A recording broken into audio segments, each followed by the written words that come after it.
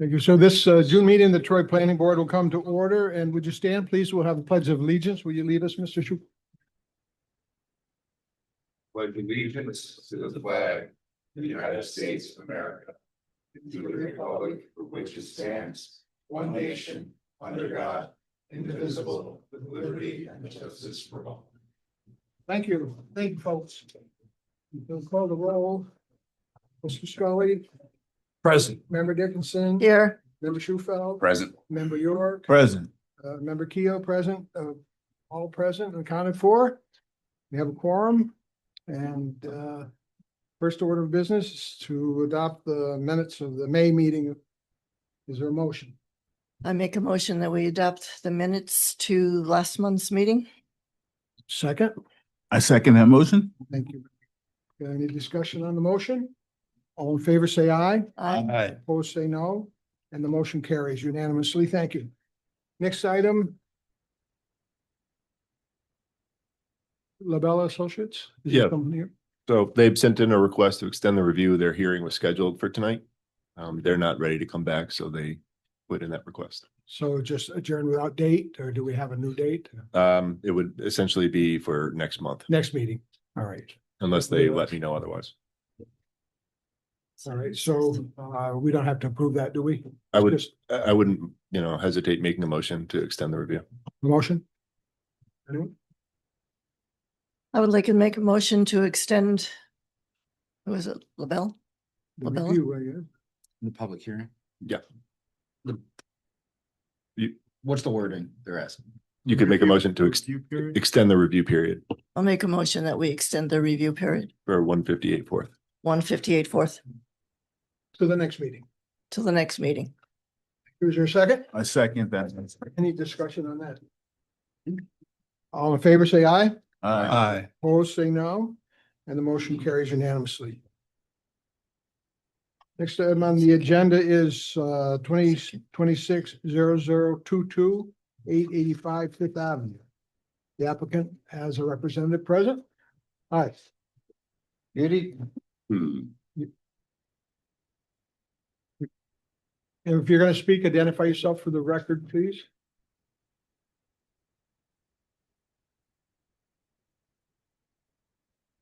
Good evening. My name is Roger Keating. I'm from LaBelle Associates. I'm the civil site engineer for the project here representing Casablanca LLC. Al, the applicant, is also here with me this evening. We were before the board last month as part of our site plan review, where we made a number of the changes to the site plans as the board and staff had commented on. At that last meeting, we had our application deemed complete. There were a number of variances that we had discussed at the previous meeting, where we then were sent on to the Zoning Board of Appeals for several area variances, as well as a use variance for the pickup window. We were before the ZBA at their last meeting just a few weeks ago. At that meeting, we were successful in obtaining all the area variances requested by the applicant, as well as the use variance. So we're back here this evening, looking to advance our site plan review and approval with the planning board. And the plan is virtually the same as what you had seen at your last meeting, based upon your comments and such that we had made changes to the plans about. But I'll turn it back to you, Mr. Chairman, and staff for any comments that you might have. Any questions for the applicant's representative? Yes, I do. Roger, I'm confused. At one meeting, you said you were going to close at 12 o'clock. Another meeting, you said you were going to close at 11 o'clock. What are your hours of operation going to be? Sure, I'll let Al answer the question as it relates to hours of operation as it pertains to use. So Al, would you mind addressing the microphone for the record? State your name. Yeah, state your name first, please. For the Hello, record. everyone. This is Al from Casablanca LLC. Our hours of operation are going to be 6 to 12 a.m. We might make it 6 to 11, to be honest. We haven't made a final decision yet, but this is going to be based on, traffic and what the surrounded neighborhood and community would need. Okay. I would like to suggest, if everybody agrees, that you close at 11. I've looked at all the gas stations around. I know you have a food store in there also, but every gas station in Lansingburg closes at 11 o'clock, The except for your Fifth Avenue. Yeah, the only thing is that we're different than all the other convenience stores around us. We do not sell any alcoholic beverages or any smoke shop accessories like all the businesses around us does. We're basically the business that's going to be based on necessities for things that are necessary, like food, drinks, medicine that you would grab. And the reason why we're saying that is because we've noticed a lot of people is that they're, especially with everything closing up early in Lansingburg, they find hard time getting anything unless they go across the bridge into the Cumberland that's in Cohoes. So I hope that you and the whole committee would trust us that we will make the right decision, that we will be in favor of what works for our neighborhood. And as you said, we're known in the community. Everyone knows our business model. We do not have any issues. We always work with law enforcement. We know the area very well. We know how to handle issues and matters. So I assure you that the 1 hour, they're just probably going to use it, the team, to, clean up after the rush or whatever. So, I mean, the food will be closed at 11 anyways, but for that 1 hour, they're just going to be cleaning up and stuff. Thank you. So you're saying that hours of operation will cease at 11, and if you gotta be there till 12:30, 1 o'clock, you cleaning up inside the building, that's, Yeah, I mean, you gotta do what you gotta do to keep your place healthy. yeah, of course. But if someone comes into the door, whatever, we'll serve them. So the 1 hour is not a big deal. It's not like a deal breaker for us. It's just whatever. Our business model is based on demand. So whatever people around us demand, we'll supply them. But it's not like people will come last minute to grab a beer or like like respectfully to other stores around us, like a, pop pipe or anything like that. No. Thank you.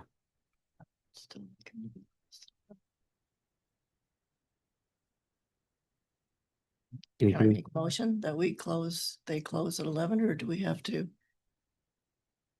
So you could make a motion that be a condition of site approval. When you get to that. Okay. I mean, you could condition the board's approval if a majority agree with you If on the hours of operation. if you don't mind me asking, it's just what is the board concern of the 1 hour? If just so I could understand what is the concern. I think I would like to be receptive to some of the concerns of the neighborhood. I think 11 o'clock, if everybody else closes at 11 o'clock, if people can't get their act together, then I'm one of those who usually can't. I mean, as you know, also from our other business model, this is also reducing employees' hours, which, as you know, from our other business model, we do hire a lot of people from the community. So this is also going to negatively impact the hours of other people that are making a living out of that. It's just, again, we have not decided yet what hour, but I want to be transparent with everyone that we will do whatever works for everyone. So I hope, like I said, you trust us. We will make the right decision. You're never going to have an issue with that. So your pickup window, that's actually a franchise. The food is a franchise? Yes. Correct. It's Nashville, Yes. Smash Burger and Hot Chicken. Under Correct. your agreement, are there any required hours of operation? No. Thank you. Thank you. So yeah, there wouldn't be an issue. I mean, obviously, as you know, that if there's ever any crowd or issues, if the police are called into the location, they'll say it gets loud, right? Let's say the people are worried about, hey, what if it gets loud? If they call the police they could put an motion for us to come back to reduce our hours of operation. Yeah, quick question. So if someone decides to order and it's closer to 11, before 11, obviously, and you're saying you'll close operations at 11 and you may need that hour afterward to clean up. What if that becomes a trend? How would you, people will do that? I mean, the app will shuts down at probably 10:15 automatically, so people won't be able to order, no matter what they do. Okay, so if the app shuts down at 10:15, you mentioned this would hurt, what? I think he said 10:50. Oh, 10:50, okay. 10:50? 50 or 15, it's Oh, okay. I'm just wondering, you mentioned hurting the hours for your employees. If you're not certain if you're wanting to close at 11 or 12, how do you make that determination that this is going to affect working hours? Somewhere you have to be kind of, okay, this is the end, so I know if there's going to be a negative impact on someone's hours or not. I mean, how did you come to that conclusion? it's all based on the demand of the customers. Let's say customers after 11 o'clock, no one really shows up, right? We're not just gonna have the place empty and people just standing. But let's say we're still noticing that people are still last minute coming, grabbing diapers, grabbing a drink, a water, cigarette, a Tylenol PM, especially that we are near the adult. It's right up the block from us. I forgot what it's called. It's the right across from the school. We find a lot of nurses. They come last minute, that they work overnight.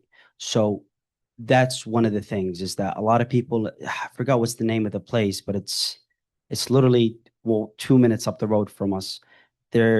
They work overnight, and it's based on demand. Whatever people demand, we'll serve them. So it's a neighborhood. It's not like we're near bars or we're near areas where we're worried about people coming nighttime and making loud noises and music and drinking. We don't serve any of the things that crowd would need. We're not, no one's gonna come at 12 o'clock that want to get drunk to come grab water or a Tylenol PM, right? They don't want to go to sleep. So it's whatever the people demand, we'll do it for them. I understand your concern, but I want you to know that we are from this neighborhood. We do care about it. It's not just an investment that we're throwing out there. I'm sorry. Is the nature of your business such that there would be more demand on the weekend for later service on the weekends and during the week, or is it pretty much the same?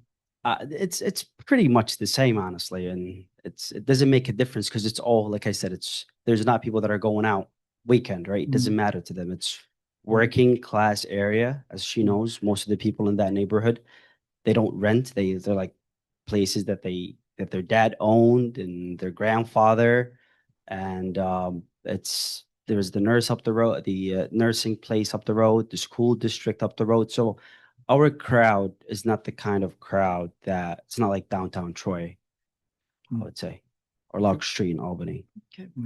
Okay, thank you. Thank you so much. Yes. I'm sorry. Al, can I ask you something? Your app, is that going to determine, like, you can go into that app and say, I think you were at the zoning board and you said that basically it's maybe 28 to 46 Minutes. stops a day that people are making. Will your app tell you, if you wanted it to, when those peaks would be? Like, could you keep a record of when those peaks would be? And Yeah, of course. okay. Yes. Is there any way that we can do like a trial run for, say, 9 months and ask that they come back with their findings to see when their peaks are? And go from there as far as hours? I don't know if you're going to have more gas station customers or whether you're going to have more food customers, So is there any way that we can? If you don't mind, can I answer something real quick? Sure. Is that we don't know who our customers are going to be yet, Right. but I know one thing for a fact. from our experience in this and for the benefit of our investment, it's not to have a crowd hanging out. Us having people hanging out or traffic or people waiting for so long, it's just going to hurt us. There's no business out there that would want to see people hanging out outside or the wrong crowd or cars having traffic. That's just going to hurt us. So trust me, I am more concerned about traffic flow. And this is why we came again in front of this board. This is why we ended up going to La Bella, the best of the best in the area, and to TAP, the best of the best architects. We already had our approval 2 years ago. But when we found out that, hey, listen, this is not right. It's just going to cause traffic. It's going to cause problems. So here we are taking investments again, taking 2 years, doing all of this because we genuinely want to have the best of the best traffic flow in the area, investment, place, gas station, restaurant. This is not just something that we just do for a living where we just go and throw gas stations and sell gas and cigarettes and beer out of it. This is something that is way different than all of that. And we're excited to do it in Lansingburg, especially in that area of Lansingburg, because it needs it. So I'm not familiar with any prior cases where we've had a report back situation or condition. If this were a different type of, if this were like a special use permit, I believe you can time those and make it subject to renewal, but this is not that. I think you should just make up your minds what you want the hours of operation to be, if you agree with the applicant or if you don't, I mean, set that condition. So, and then, so if it were approved tonight, it'd be an unconditional approval essentially, but if the hours are restricted in the approval, there would be nothing that would prevent them from coming back at some future date and applying. I don't think so. Again, right? I think they could come back in the future and ask for some kind of relief from that. Is the question here that we're talking about the overall operation or just the food operation? Is that what you're asking? I think there are 24-hour gas stations and There are, in the world, yes. Yeah. I don't know where they are located, but well, I mean, and if you have a charging station, those are all 24 hours. Correct. So having traffic on the site could be different than what the food service is on the site. And if you're focusing on just the food, there's two aspects to their operation here. To answer her question, the food will close at 11 regardless. So the food, yes, it will close at 11, but the business for that one last hour, they'll be cleaning inside and will close probably at 12. But yes, maybe I misunderstood you, but yes, we'll close at 11. So the food will close at 11 Correct. and there will still be people in there cleaning and whatnot. So is the Yeah. store open? Yes, for Till that 11 one. Yes, while or they're 12? cleaning and stuff until 12. The store would be open until 12, but Yes. the Food food would outside, stop at, yes. Yeah. basically. Correct. So the last hour is clean up and you would be selling whatever. If a convenience customer items, comes last minute, Gas yes, if they, until midnight would Yeah. be your proposal. correct. Yes, yes. I probably misunderstood her, but So yes. anybody could walk in after 11 o'clock and get their food right food. in the store Okay, no, without no using food. your app? No food. They're already There's cleaning no up. food, Just everything's- drinks and whatever they need I guess, whatever they would need or gas after 11, but no food, no. Well, would there be groceries? that- Yeah, yeah, of course. Cooking. Yes. But no food that's being cooked. No cooked food. Yeah, Cooking. correct.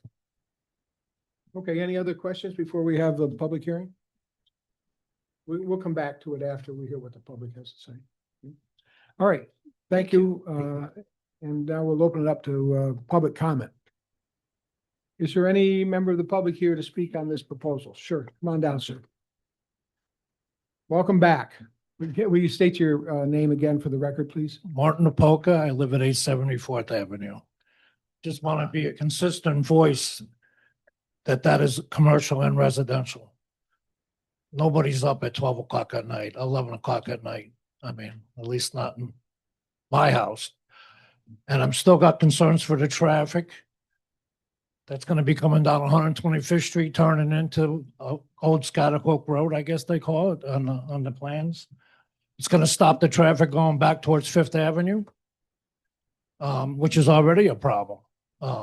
with the lights there. It's a known intersection for problems. Now we have a school district that recommends that the people don't come down that road, that it go down through Pleasantdale, down near Hannaford.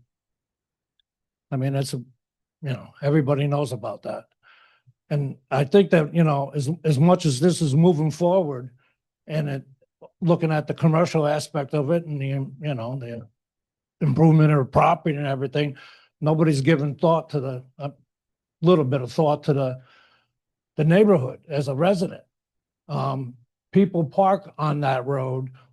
You're gonna define the road 2 ways with some grass and curbing and whatever, narrow the road, but people park there.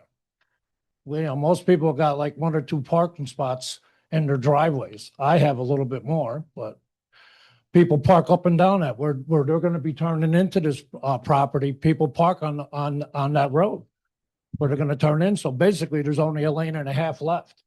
So are you gonna tell everybody in the neighborhood that they can no longer park there? You're gonna put no parking signs up so they can have access to enter this property? The same thing with over here with the drive-through. If you're gonna narrow that, people park up and down where Sunset used to be. People park all over once in a while, my vehicle will be over there. People from up the street park over there because they have no parking on Turnpike.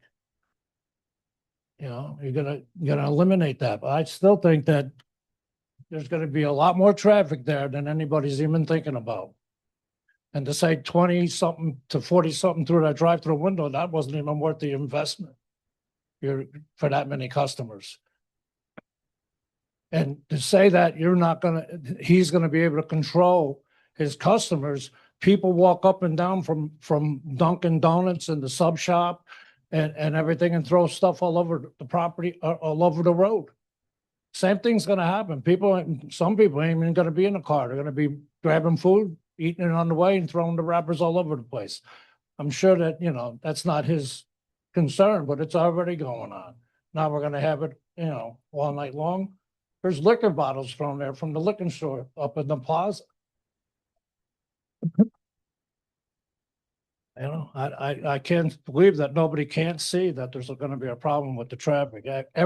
All the zoning board gave every single variance without any consideration to the effects that some of them are gonna have on the neighborhood.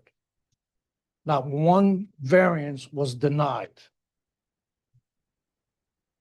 I just want to be a voice for that neighborhood. I think that, I don't have no great property or anything, but I think my property value is going to go down because of that place being there. Who's going to want to buy a house with, I'm going to guess, and probably 200-300 cars going through it every day, maybe more. His other operation is open to 2 a.m. sometimes on some nights. And to say that it's the only thing in the neighborhood, Hannaford's open till 11 o'clock. So the nurses up the street, they got plenty of access to other stuff, but I thank you for your time. Thank you, sir. Yeah. Is there anyone else to speak on this application? Would like Okay. to speak. Oh, go ahead, sir. Go ahead, Jim. I'm sorry. Identify yourself, please, for the record. Jim Gully, resident of Lansingburg since 1969. Seen a lot of things happen in Lansingburg. I was part of helping it grow for over 8 years. Here's what I can tell you. Al has done very good with his business on 109th. We might not all agree with some of the hours, but it just goes to show you that there's a lot of people out there that work 4 to 11 shifts, that work late, or just at that point at night, they want a place to go, and there's nothing in Lansingburg. And you're right. Nobody's open late. And the problem is, it's not just, what you might consider people of wrongdoing out there. There's good people like myself and my friends that like to go find something late at night, grab a nice dish, and they serve up some good food at 109th. And we're all looking forward to Al's venture because it's new and different. Might not be what you've seen before, but I think it's a good venture for Lansingburg because there is no other places to go, and the food places around there have established themselves. The Italian stores, the pizza shops have all established themselves. Al is establishing himself as a dinner destination with these small dinners that they put out, and I think it's a valuable thing for a lot of families in the area. As far as staying open late, well, I think it's a good service because there are people who are not just people who drink late and stay out late. There are people who work late and have late meetings and just look for a place to grab some food. And Lansingburg is in need of that revenue and in need of that stream. We need to start, exercising our right to think outside the box a little bit. So I don't think it's right to limit them. And I hope you understand that I'm in full support of Aliori's project up there and his group. They've done a wonderful job at 109th. They've cleaned it up when we asked them to. They really changed it around, and I'm sure that he's going to run a really top-notch operation up there, and you'll be proud of it years down the road. But you got to stop squeezing it because, you got to let the guy get open. He's got millions invested and nowhere to go until you guys give him an opportunity. I thank you for the time. Thanks, Thank you. Jim. Yeah, thanks. Is there anyone else to speak on this application? Yes, I do. Go ahead, Abby. Go ahead, please. Yeah, my name is Javier Rodriguez. I live in 892, and I'm a graduate from U Albany for urban and regional planning. I live in that neighborhood for quite a while now, about a year and a half, and I struggle eating from that from the neighborhood because there is no restaurant. We got only the Chinese place. Their food sucks. I only get there to eat, and they close it early. Trying to call a pizza place, most of them, they close late. They close it early. The only one closes late is the one by 15th Street. Or if I have to go to McDonald's or go to Albany or Latham. Our neighborhood needs that kind of food. I know some of the neighbors that have concern about the hours. They may say 1 hour is gonna be good for traffic. It's gonna be good for the noise. I see it's gonna attract only the working class people that they need the food. Other stores around the neighborhood, they sell alcohol. They sell all that illegal stuff, and they close at 12 o'clock. While the good business, we're trying to shut them down early. The bad business, we give them permission to open until 12 and weekends until 1. I think we are harming and affecting the good businesses. And instead of attracting businesses to the area, to Troy, because that's going to increase tax dollars to the city. It's going to attract more people and residents to live in. And it's going to have a better quality of life for all the residents. I understand some of my neighbors, they may have it they have a different view, but me as a working class person, this is what I need. If I'm working late and I try to get home, shower, take a walk, 11 o'clock, and he's saying in the app is going to close, 10:15 or something like that. That's not enough time for me to go grab my food or whatever. Again, it's going to try to push me out of that neighborhood. So I disagree with some of the neighbors, and I strongly recommend and suggest that 12 and actually more if we could until 1 o'clock, like other grocery stores who sell beer. I'm not a drinker only on Saturdays, but again, we're not trying to harm the good businesses here. We're supposed to support them, and so yeah, I agree with the 12-hour at least until midnight. Thank you. Thank you, sir. Is there anyone else to speak? Barb Nelson on Zoom. Pardon me? Go ahead, Barb. Hey, hi, Barb Nelson here. I don't have any prepared comments. I just tuned in to see what's going on. And full disclosure, TAP is the architect for this project. But I am inspired to chime in here just because of my experience on the planning board. I really want to sympathize with the neighbor who doesn't want the traffic, doesn't want the lights on at night. I really understand that. It's kind of like downtown Monument Square. We've gotten used to having an opening there where we can see the sunset, okay? People have gotten used to this being a quiet place, but it's an empty building. Used to be a gas station. It used to have this kind of traffic. And so the people who live right near it are just kind of spoiled by the lack of activity for a while. I think, we just have to remind ourselves this is a city and every piece of land has a highest and best use that, it is zoning and planning's responsibility to think back to that. What is the project in front of you and what is the highest and best use? If I lived across the street, I might wish and hope that it could be a park. Or wouldn't it be great if it was a dog park? Wouldn't it be great if it's just a, cute little space of green that I could look out on and hear the birds. That's not the project in front of you.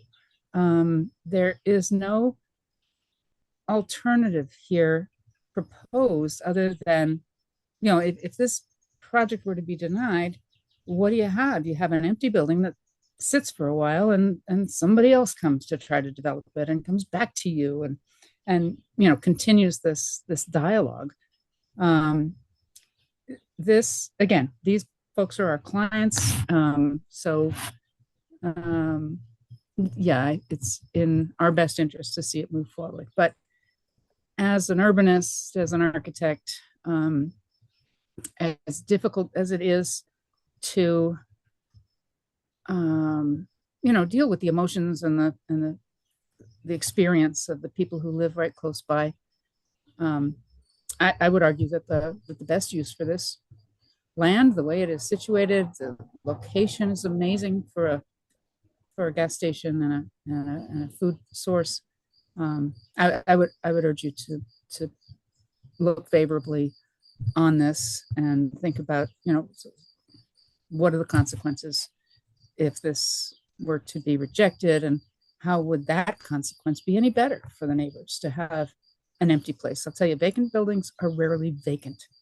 Good stuff doesn't happen around vacant spaces. So, I just urge you to think long and hard about what really is in front of you. What are the alternatives and what is the highest and best use for this property?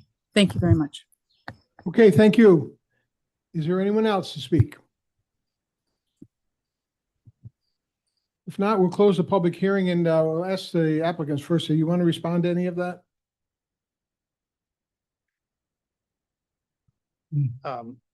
I'll leave it to Al if there's anything specific as it relates to the use, but I believe that we've addressed many of the comments that have been raised here this evening through previous submissions to the board. So I have nothing further to add unless the board has any additional questions for me. Okay, all right. Do you have anything further?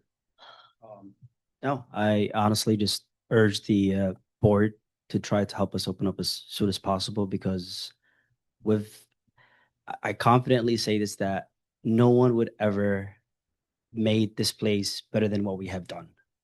Like the kind of work that we did on the outside and in the inside of this building, Stewart's, Cumberland wouldn't even do what we did. We made it as beautiful as it could get, literally. And you're from the neighborhood, you've seen it. So same thing with our operation. We would do better than anyone else that would do, and we confidently say that. I'm very confident of my team, and I'm sure this is going to be very good for Lansingburgh more specifically, and this is why we were invited. And this location was suggested for us by city officials back in 2021, by people from the neighborhood. We were advised to please fix this location up and operate it. That's all. So thank you. And again, we will always, as we are known in the area, we always work with what the community needs and recommends. And this is why they support us. Not because we're good at what we do, but because yes, that's true, but we also care about their concerns and we flex our business based on what's needed. Thank you. I appreciate it. Yeah, thank you. I have a couple of questions for the staff here. The issues have been raised about traffic concerns there. I mean, assuming that it's gotten this far before us, that the city does not have traffic concerns there? Would that be correct? Yeah, I mean, the amount of projected vehicles versus the daily traffic that this roadway sees Huge. versus what the previous thing was, I mean, it's pretty negligible versus the amount of traffic that The increase. goes on north. activity. Yes, the increase is pretty negligible, and we were more concerned with the traffic flow patterns and circulation, which again, they've made revisions and adjustments to. And I think the definition of the roadways is, I think from an engineering standpoint, is expected to improve Mhm. traffic flow and to be safer for the general public. Mhm. Is that correct? Definitely versus the existing configuration. Versus the Yeah. existing configuration. There's also been, a decline in traffic counts there over the past couple of years, which maybe indicates closure of businesses or activity in Lansingburg. And so, this, again, this is zoned as mixed use. Most of that area of Fifth Ave is. So, yeah, in our opinion, it fits the zoning, Okay, and then the other issue, I think that's, I'm not sure what Tony's issue is. I think I understand it with respect to the neighborhood and all, but if to the extent that litter and that kind of disruption of the neighborhood is concerned, is that something that codes addresses if that eventuates, or is it just something that neighbors have to live with if it happens, I guess? Yeah, I mean, obviously, the police department and code enforcement have, jurisdiction to act based on the noise ordinance of the city of Troy. Mhm. Enforcement can be challenging. I think, yeah, it's up to you guys to. It's difficult to hold the applicant accountable for litter that's off premises. But he is totally responsible for litter on premises and maintaining adequate facilities for people to throw away items that they take out of the store. And so, one of the public speakers mentioned liquor bottles get thrown out. Well, that liquor store is a fairly substantial distance away in a plaza.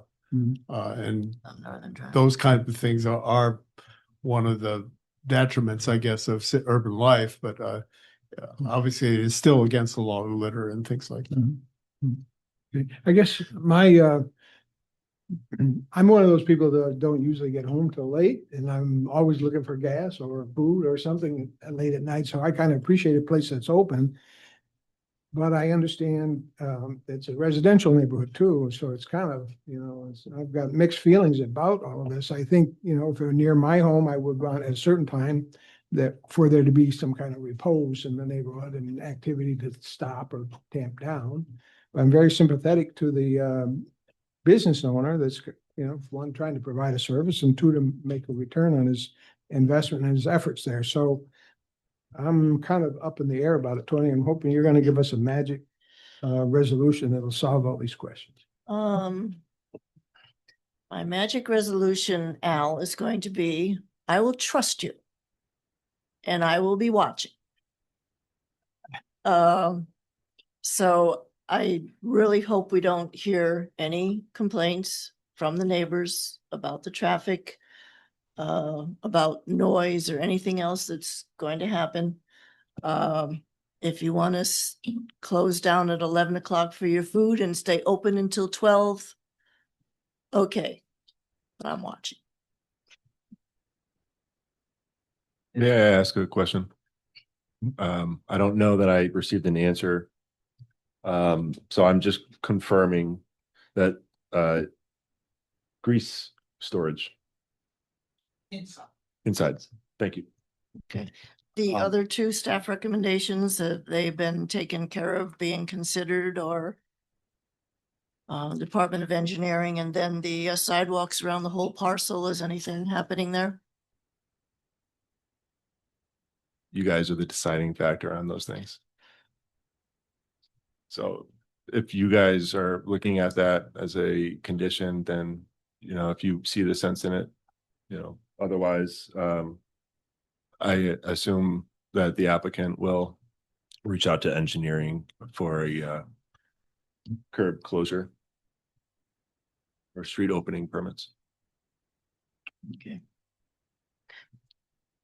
To answer your question, if I won't let you down, and if I ever mess up, you can hold me from my ears accountable for whatever goes wrong, you know? Yeah. So you're from the neighborhood, and again, this is it took us a while to gain the respect and the trust of the people. So we're not gonna jeopardize it for pickup window or for trash on the premises. I mean, no one's gonna invest $2 million or over that right now, almost 2.6, for us to see trash around the area or around the place. We're gonna also have to clean it up like we do with our other locations. We have staff for the last hour. They go clean the parking lot, the street around the parking lot, because having trash outside just brings the wrong vibe, I would say. So these are concerns that we're very concerned about as well. And we obviously know how to handle it. We're experienced at this. Thank you. Thank you, Al. Yeah, I mean, I'm not in favor of sidewalks around the whole parcel. Yeah, I don't think that would I don't work think at it's all. appropriate. Nowhere. Yeah. Yeah. Yeah. And I mean, I also have mixed feelings on the hours of operation. I mean, it is zoned this way, but it neighbors the residential areas, and again, at least say to Al, like, I'm gonna at least push for codes and police to come after you if there's issues there as much as we possibly can. But he's up here, he's public, he owns other buildings in this. I'm sure he's gonna be back through here again. Hopefully Yes. it hasn't been too painful. So, you know, we always have some type of We hire leverage can make this.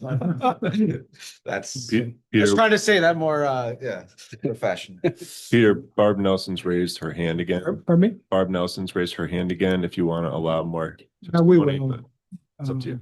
Barb, you have something further you want to say? I do. Sidewalks. Sidewalks are an important urban amenity. They make our city accessible. They give kids ways to walk safely home. I have a hard time letting go of sidewalks. I didn't realize that was that was being reconsidered. I like the plan the way it's submitted, so please rethink that comment. Thanks. Bye. All right, thank you. All right, so any board members, anything else you want to? Bruce Well, Wallace. Yeah, I was just there are sidewalks on the Right. site plan. Right, I don't on rec- 125th and Fifth. I have concerns with them crossing the drive aisle. There's things written in our code that doesn't recommend that pedestrians across. There's also not ADA curb ramps on the other side of the street. Right. I think any additional sidewalks requires a further look and a more cohesive Not strategy. only that, by the city. way it's designed now, the foot traffic is to the front of the building, not to where the pickup window is. Sidewalks to the to that end of the building don't seem to be as useful. I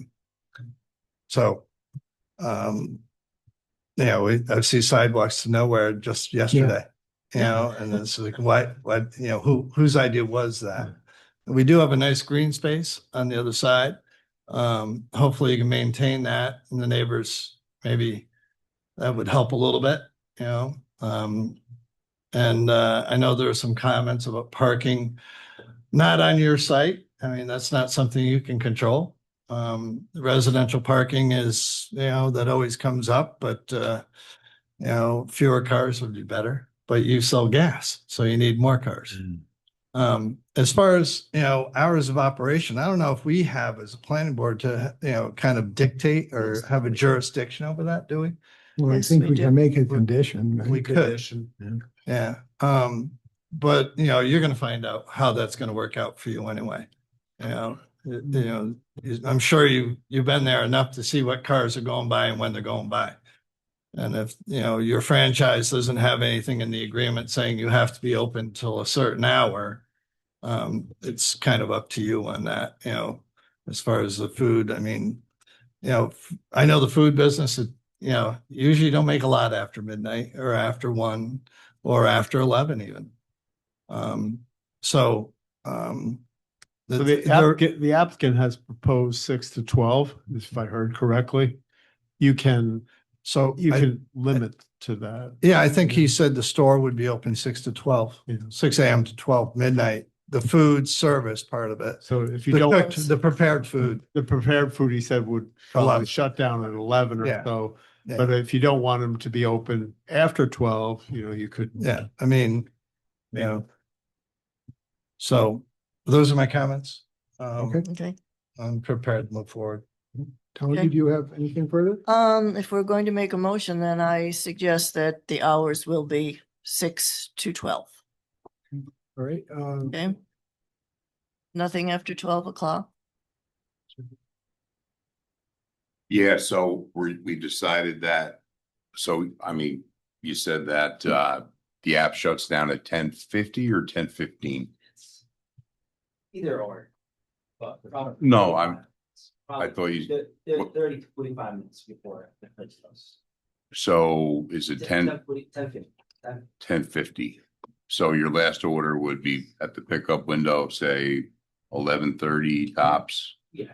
So you'd basically be you'd be open till midnight and the store would be closed at midnight. Midnight. That's all. Okay, Everyone's gone. So that Yeah. gives you enough time to I agree with clean up and go. And can we suggest that the app closes at 10:15 to make sure that everybody is up and going? Can we do that? Yeah. It's a franchise. So, He said he could be there 10:15 or 10:50. no, I know, I understand, but the app is actually created by the franchise. He's a franchisee. So the company that created the app is this franchise. You can. I just want to let you know, I can't control the app, but I can control that the last customer would pick up. Like everybody would be out the building by 12. That's what I can control. But so 12 o'clock, everyone will be home, sweet home. but you can stop taking orders at whatever time. Yeah, I mean, you need to, because the guys, they need time, but he knows about the restaurant business. They need about an hour to clean up or more to clean up and all that. And yeah, so we do have to leave. Close the kitchen by 11 anyways. So. All right, so if there's no further discussion, I guess we'll entertain whatever motion you want to make. Mr. Chairman, do we need to close the public hearing? I think we did. Okay, I We did, didn't yeah. check that. We did close the Okay. public hearing and then we had an addendum for a minute there. Great, We'll, thank we'll you. close that too. All right, Okay, just thank you. Is there a motion? I'd like to make a motion to approve this project and move forward. And do you want to, including the hours that the applicant has suggested? In this motion, I'm not including those hours. Okay. Not in reference in the hours, okay. Is there a second? Second, Discussion? All in favor, say, want to call the roll, do we? We need to call the roll, Eric? Do we need to call the Just roll or the- just voice vote is okay? I can take a voice vote, or we can see if someone wants to vote no, they should say so. Okay, all right. So all in favor, say aye. aye. Opposed, say no. The motion carries unanimously. Congratulations, good luck. thank you, Mr. Chairman. And remember, you don't want Tony on your case, so So. do we're what you've not doing committed hours. to. Thanks, everyone. Thank you. Thank you, Chairman. Thank you, everyone. Appreciate it. Thanks, Eric. Thanks, Chris. He's taking this at the second midnight, yes. He's gonna Stopping at 11. franchise. His other store is open until 1 o'clock. What makes it, why can't it stay open? till- Part of it, feel bad for the residents, but they was about property.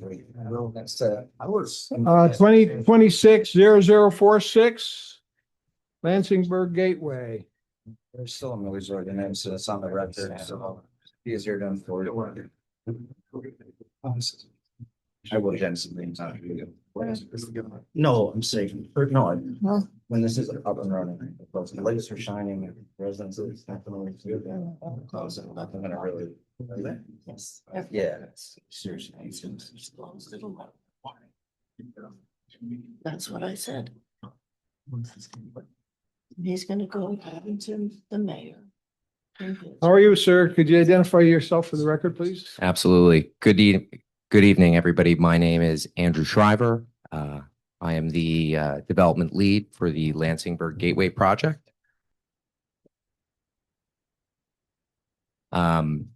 So tonight I will be presenting the project overall, talking about it. I will then pass the mic to our site engineer, Kelsey Carr from Labella. She will then pass the mic to Chris Berg from Fifth Street Architecture, our architect. And then Kelsey will close it out with a couple of additional comments. Tonight I'll be speaking about the Lansingburg Gateway project, which is the redevelopment of 4 parcels in Lansingburg. It's located in the waterfront mixed-use district, the neighborhood 4 development intensity zone with a resilient waterfront and flood risk overlay. You can see both zones identified there with the parcels hatched in black. What we're asking tonight is that the application be accepted, which it has been, that this board declare lead agency under seeker, and that I'll also note Kelsey is going to review a couple of variances that we will be requesting from the zoning board in parallel. So again, I am Andrew Shriver. I'm part of a development team comprised of 3 groups. I am Attic Labs, so I am the development lead. I found the site, I've put it in contract. I will be overseeing the entitlement process, in addition to working with the local municipality, the city of Troy, to bring this vision to fruition. Rockabill Consulting and Development is our financing partner. They have years of experience putting financing together for projects like this, with a lot of experience, especially working with the state. They have a very long track record in the Hudson Valley as well as New York City. And then AHC is our 3rd development and construction partner and our construction partner. They're a family-owned business in existence for over 50 years, led by a father-son team. They have built multiple projects in the Capital Region and the Mid-Hudson Valley. Previous projects that we've worked on together, Zero Place in New Paltz, which opened in fall of 22. It was a net zero mixed-use building, LEED Platinum. It won a 2023 Housing Innovation grant. Then the Lofts at the Foundry, which was an adaptive reuse of a historic factory building, which had sat empty, or at least this portion, for 40 years, which was started in August of 2020 and completed in the fall of 2023. It won a 2025 New York State Excellence in Historic Preservation Award. And then One Lafayette, which will be starting in the fall, also in Newburgh. It's a 192,000 square foot mixed use building, 144 units with 9,000 square feet of retail, with a daycare anchor. It includes an interior courtyard, gym, community room, and underground parking. So the site today, as you all well know, this is the former site of Lansingburg Price Chopper, Eckerd Drugstore, and Burger King. It's about 6.3 acres. Presently, the site has been unused or stagnant for about 5 to 6 years, I believe. And as a result, has sort of just sat there. I think any conversation about this site has to start with the fact that it has sat there for some time, and this represents an opportunity to reactivate that site and reactivate the waterfront. So I just want to take a moment to talk about the comprehensive plan for this portion of the city as adopted, I believe in 2018. So the city at that time had visioned Second Avenue as a key northern gateway into Troy, connecting a mixed-use spine along Second. 2 to 3 story mixed use was the norm. 4 to 5 stories anticipated where parking and the street wall was maintained. Requires ground floor commercial on Second, and the aspiration of a continuous waterfront trail linking the boat launch at the southern end to the bridge at the northern end, as well as on-street parking in commercial areas. So the project at the glance, we have put together a project that includes 205 workforce residential units, 110 one-bedrooms, 52 bedrooms, and 45 three-bedrooms. It will include 11,000 square feet of ground floor commercial. The waterfront itself is, or the portion of the site along the waterfront is 766 feet, so a substantial amount of waterfront. And it will include 205 off-street parking spaces. I just want to note that we are working with the city to pursue grant funding for a range of public priorities. It's a little early to get into the specifics of that, but we are working with them. And as we coalesce around a strategy, their priorities, I believe there will be more information to share. I just want to state that, you know, at the state level, housing is a priority. And when you bring a project like this to the table, it gets their attention. It is an opportunity to leverage the resources at the state level to drive improvements in a community. So this is not just a housing project. It's an opportunity to go to the state and say, we have an amazing project and we'd like to make other improvements to this area that are needed. Public-private partnerships really are the key to investment that resonates throughout a community. I'll just say, you know, some potential priorities. There's streetscape improvements. There is sewer and water infrastructure improvements. And then, of course, the boat launch to the south. So I just want to talk a little bit about workforce housing and who it serves and what it costs. So, you know, typically people choose communities to live in because their families are there, they grew up there, or their jobs are there. We do not build housing beyond what is demanded in an area. It would not make sense. So we're not there's no artificial inflation of capacity. We are meeting what is needed in a moment in time in which housing is very difficult to secure for residents across the state, if not the country. Our marketing is local. We do not broadcast regionally. Lease-up advertising is targeted to the area. And then I'll just say, you know, this kind of housing is generally occupied by teachers, nurses, tradespeople, young families, and older residents looking to downsize, right? So there's a large compendium. There's a wide range of people for whom this housing is appropriate.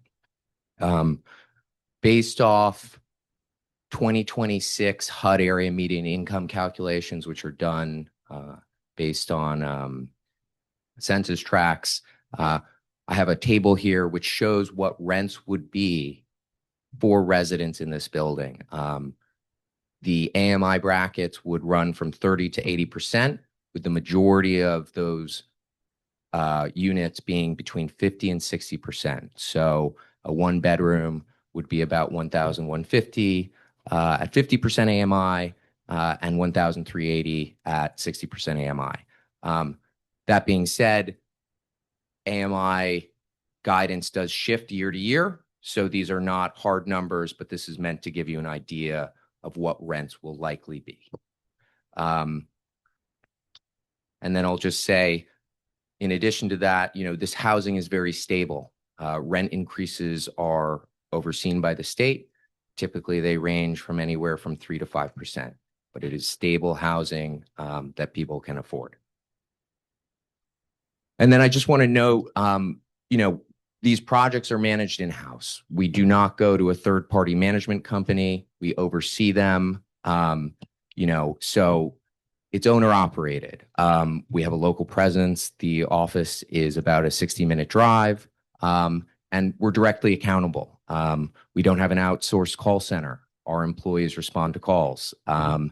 Everything's under one roof, and when you build a building and then you manage it, you retain all the information that went into building it so that when you manage it, you understand what you need to do to maintain a successful building. I'll just say, we have high operating standards when it comes to oversight. We have a tenant portal. We do preventative maintenance. We have a proven track record. We have a number of buildings under management, and this management company has been in operation for 10 years. I'm going to pass it over now to Kelsey Carr, who's going to talk about the site plan and various other aspects of our application. Good evening. So this aerial image is a perfect picture of what the site is today. It's a large commercial property that is highly impervious. So right now the property sits at about 82% impervious surfaces. And as it is now, the existing rear access drive is only about 25-foot setback from the mean high water mark of the river. So not a substantial setback or really any space currently to provide waterfront access or pedestrian-oriented space.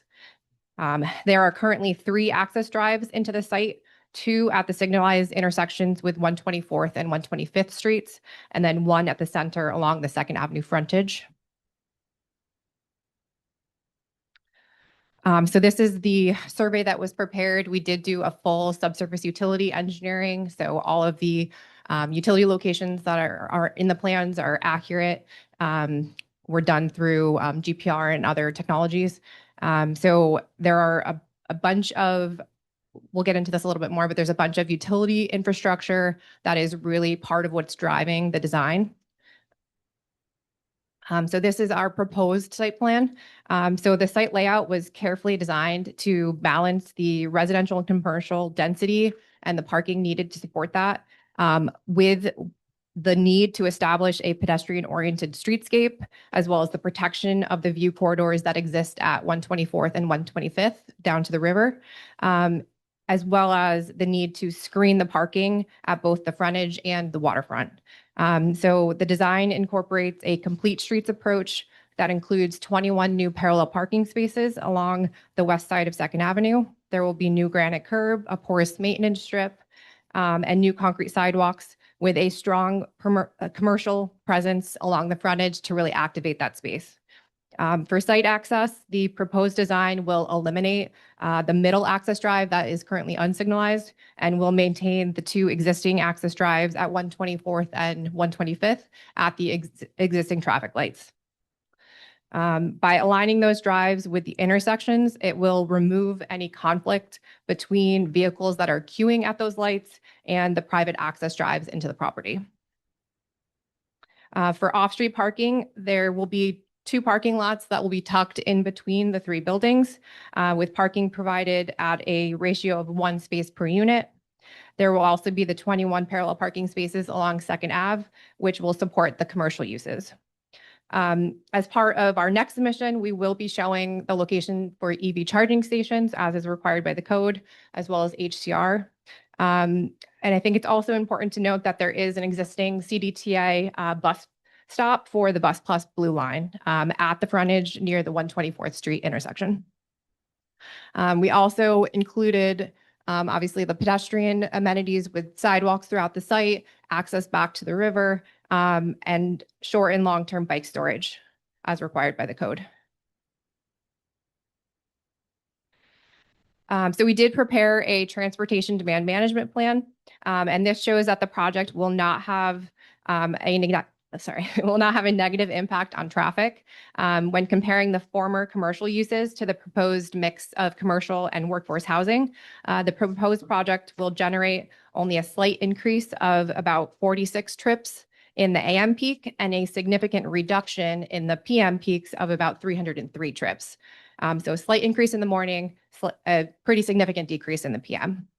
The parking analysis also shows that through the access to public transportation, promotion of bike use, the use of carpooling, and through educating the tenants about available alternative options to single occupancy vehicles, the project will result in actually a parking surplus of about 34 spaces based on the 226 that are proposed. We're also working on a site access and operational analysis of the existing signals at 124th and 125th to further confirm that there will be no impacts to the traffic flow on 2nd Avenue. And with that, I'll turn it over to Chris to talk about the architecture.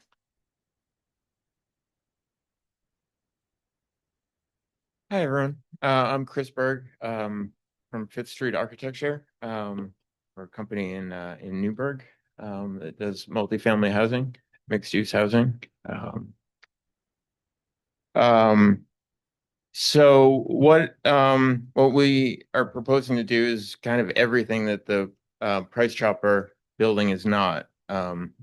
It's called a gateway for a couple of reasons. One, it's to introduce people coming from the north into the city, and it's also a gateway to the west and opens up vistas and view sheds to the river, to the sunset from 125th and 124th Streets.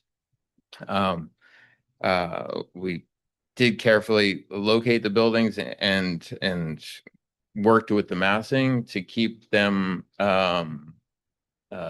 low enough, but also deep enough to provide the housing that we could, as well as to keep the buildings as far back from the river, but also close to the street to engage the street and to welcome people who are driving by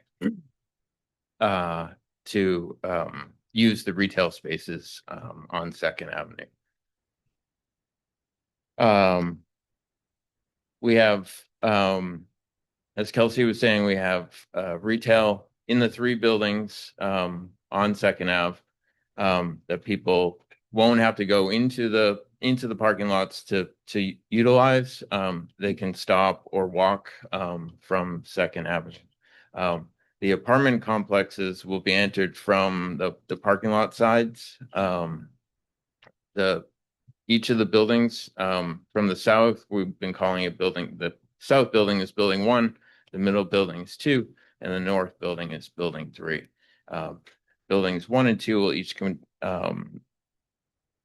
Buildings 1 and 3 will each have around 40 apartments, and the main building in the middle with the courtyard will have approximately 120.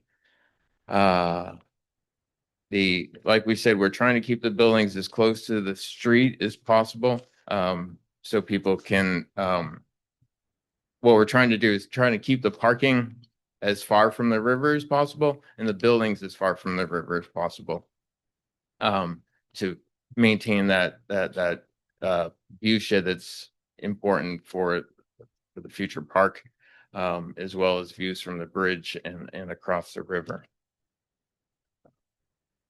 These are some of the massing studies that we've done are simply that. They're just massing studies. We do hope to get, we're in receipt of the staff's comments, and we do plan on addressing some of them more carefully, but this is just a way to start to understand the impact and the volumes that we're working with. Because of the issues with the floodplain, the buildings are slightly elevated. The retail will be below them, and the residential units will all be on basically the second floor. The buildings 1 and 3 are each 3 stories of residential, and the middle building will be the taller one, which will be 4 stories. Again, what was important to us was to maintain open up some of the view sheds. This is a view from 124th Street towards the river. And of course, the view from the river is also important to us too. And giving the idea of kind of like boathouses in a way. But hopefully set back from the river enough, far exceeding what is required by the setback regulations. And I think I'll pass it on back to Kelsey. Okay, so the project is considered a type 1 action under seeker because of the number of units and the population of the city. So a full environmental assessment form was submitted. So this slide kind of gives a few of the highlights. We did complete both phase 1 and phase 2 environmental site assessments, which came back with no major concerns. The site is located in a mapped archaeological buffer area and is also in the vicinity of several structures that are eligible for listing on the historic registry. So we did initiate consultation with SHPO on May 26th, and we should have their response by the end of the month. As you know, we're adjacent to the Hudson River, but we had our wetland scientists go out and they did not find any fringe wetlands that would create additional need for setbacks at the river. The site is also located in proximity to Bald Eagle, which is likely a nest on Peebles Island. So we are also coordinating with U.S. Fish and Wildlife. As previously noted, the property is located in the 100-year floodplain. So the residential level has been set to provide 2 feet of freeboard above the design flood elevation, and other flood design regulations will be followed. In addition to what will be a 25% reduction in the site impervious cover, the design also proposes to disconnect 100% of the site stormwater from the city's combined sewer system. So right now, a good portion of the site, basically from the building forward, actually drains to the combined sewer system. So all of that will be eliminated, and we're now going to send the stormwater to the rear of the property and then to the south, where there is a separate storm sewer on the Lansingburg boat launch property. So this will provide significant benefit to both the combined sewer and the flooding issues that exist at 2nd Avenue today. So overall, I would say there are no major environmental concerns that have been identified through our evaluation.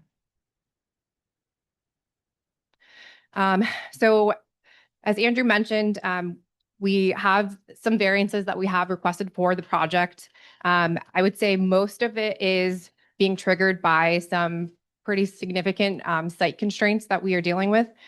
So the variance application was submitted last week, and that included 8 variances. And based on the staff report, we are looking at potentially the need to add a few more, but obviously we're trying to reduce the number as much as we can. So this slide identifies the 8 that we are requesting at this time. So in terms of the site conditions that are driving these, the floodplain is one of the biggest pieces. So that forces that residential level to be elevated that 2 feet above the design flood. And so that both increases the overall height of the building, as well as causing the first floor commercial spaces to exceed the maximum story height of 14 feet. So it's going to range probably about like 16.5 to 18.5 feet. But from the renderings, you'll see that the upper portion of that will have residential scale windows so that it won't be perceived as being so tall. And then as we mentioned, there's the existing signalized access points to the property. And we felt both for traffic flow as well as pedestrian safety, it was important to maintain those access points into the property. And then with those 2 roadways coming down, we wanted to also maintain those important view corridors down to the river. So having those 2 points that really limited the ability to maximize the building frontage, so that we didn't, sacrifice parking, but also we're balancing protecting of the views from both the frontage and the waterfront. And when it comes to the 2 parking setback variances, we feel that the current design that kind of tucks those parking lots in between the 3 buildings is really, the best case scenario, in that we're providing adequate screening at the frontage, as well as a very large buffer at the waterfront.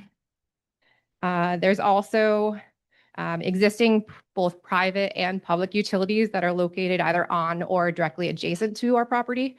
And that, for instance, there's a private sanitary sewer that actually runs parallel with the northern property line that serves a house that's kind of tucked in by the bridge. So that service obviously needs to be maintained. That's a service to that house. So that forced the northern building to be set back that 10 feet from the property line, where the zoning requires a 5-foot maximum setback. There's also both water mains as well as sanitary mains along the frontage, including a water main that's basically on and like straddling the eastern property line, the 2nd Ave property line. And then there's sanitary sewer that is beneath the sidewalk. And all of those utilities in that area are really driving potentially the need to either eliminate or greatly reduce the number of street trees being provided. So we are coordinating directly with the city arborist to try to do everything we can. I mean, obviously we don't want to eliminate street trees if possible. So we're working with them to try to see what we can do there. And then we're also working with the Department of Public Utilities to figure out, the best arrangement to protect those utilities with our development.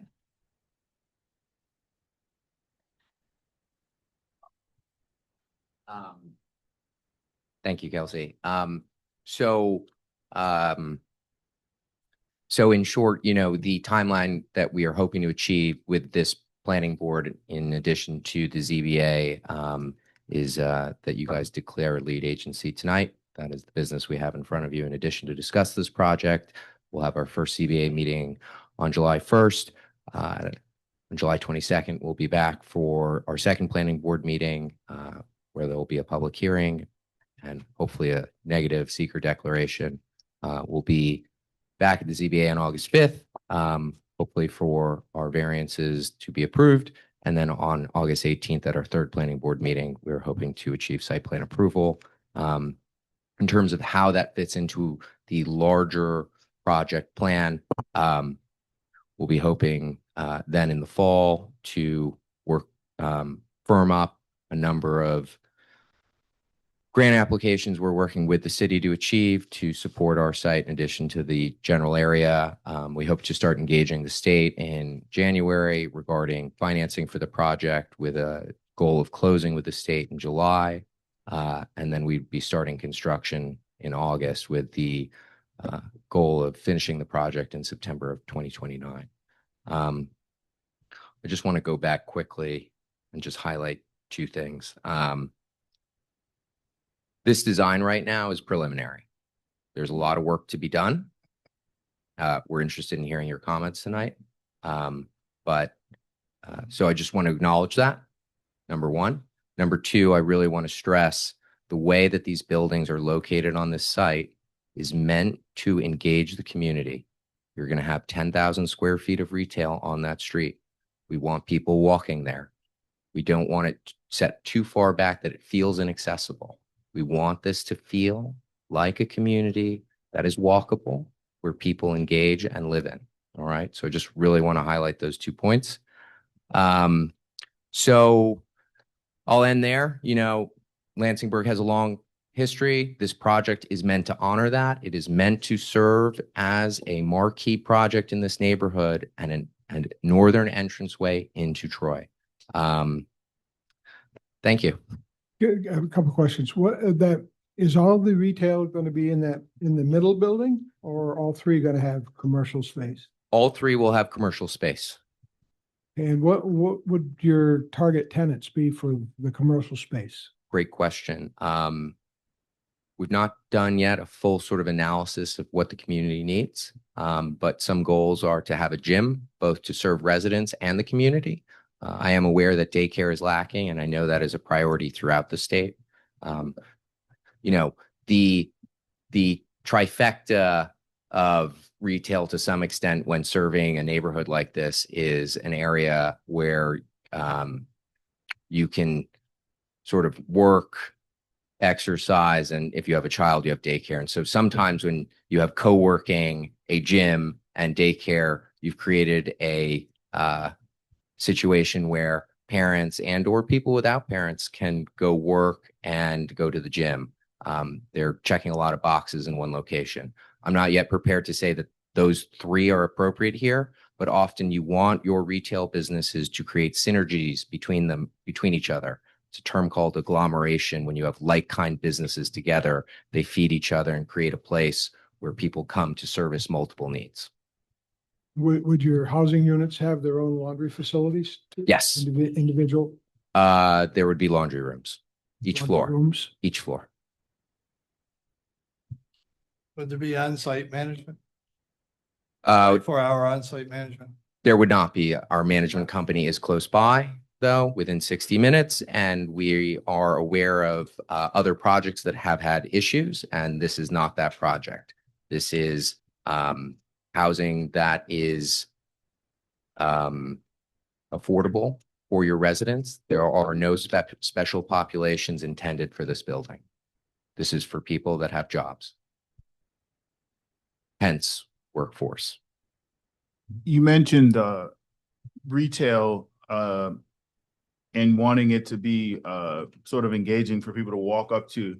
And then you said that the parking spaces for the residents are going to be as far back from the road, but it's, you know, far enough from the back of the property. Is that going to alter the road, Second Ave, in front of where this retail space will be? Because on the diagram, it looks like kind of set back a little bit from where it currently is. Yeah, so the curb line at the CDTA bus stop is remaining the same. Yeah. To provide the parallel parking, the curb has to be offset toward the property about 2.5 feet. How about, I guess bike lanes have become a big deal. So as designed right now, the restriping of the road would provide one 13-foot lane in each direction, which is suitable for shared bike lane, and then an 11-foot wide turning lane in the middle. Any other questions? We'll have asked for a little public comment, but does anybody have other questions? Yeah, first? I have one quick question. On the backside of the property towards the river, I see a path, Mhm. and that is going to tie into neighboring paths. Is that accessible to the public? What's going to happen there? It's a great question. So we're presently working with the city to identify grant funding to support that pathway. There are two connecting sites, right? With the boat launch to the south, which in the past, the city has explored the potential of redesigning that boat launch as a more sort of dedicated park. And then to the north, you have the Walgreens, which connects to the bridge. And so in order for that path to be continuous at a minimum to that bridge, from the park to that bridge, there's our site and then there's the Walgreens site. And so working in concert with the city, one, to use this project to catalyze funds from the state to support that effort, in addition to obtaining a access agreement with the Walgreens site. So any access agreement, you would agree to maintain that property, maintain the path, maintain everything around the path, even if it's available for the public to cross? Right now, the way the city has structured or those agreements generally is that the city maintains those paths. Mm. But, we are open to working with the city, right? Shouldn't be a lot to maintain a path in that area. Other questions? Yeah, Go I ahead. have a question for Kelsey. You said that the parking in the front for the commercial spaces, you're only moving the street back 2.5 feet, Yes, yeah, and you're going to have a bike lane. yes. It'd be a shared vehicle bike lane, yes. That's not, I have never seen any car parked on Second Avenue and only giving them 2.5 feet. That's not much. Do you Well, have any? so there's the bump out from the CDTI bus stop already. So the parking stall will be 8 feet deep, like 8 by 22, which is a normal parallel parking stall. Oh, so you're But to provide that, you only have to push the curb back 2.5 2.5 feet. Street is a little wider street. Yeah, right now it's Trust me, it's a know little strange in that there's kind of an extra turn lane that used to go into the Price Chopper property. So vehicles the striping is not very apparent currently. So like people use it. yeah, Another lane. but it's wide enough to be multiple lanes. But I think we're proposing that it would be restriped so that it would be, consistent, one lane in each direction, turn lane, and then parallel parking. You mentioned that the residential units are gonna be, 2 feet above, freeboard. Yeah. How about the retail units? What's the relation elevation? So the front of the property is around elevation like 28 to 30. The design flood elevation is 34.2.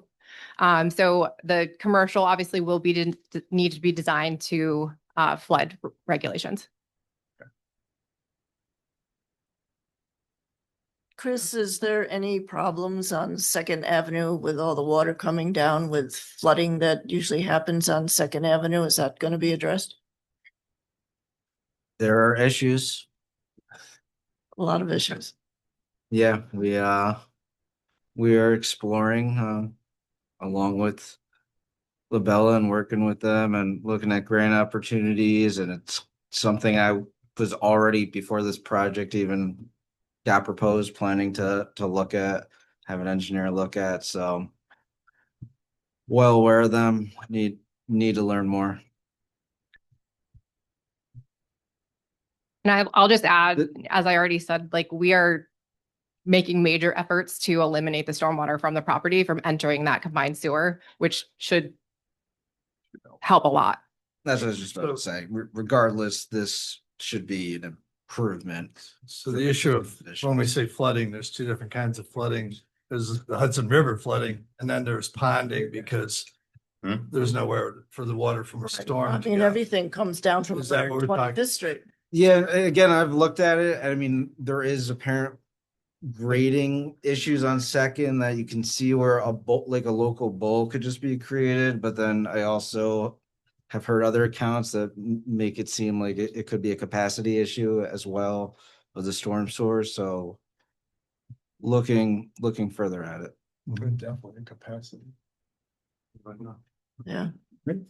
Any other questions, comments before we ask for public comment? Hmm,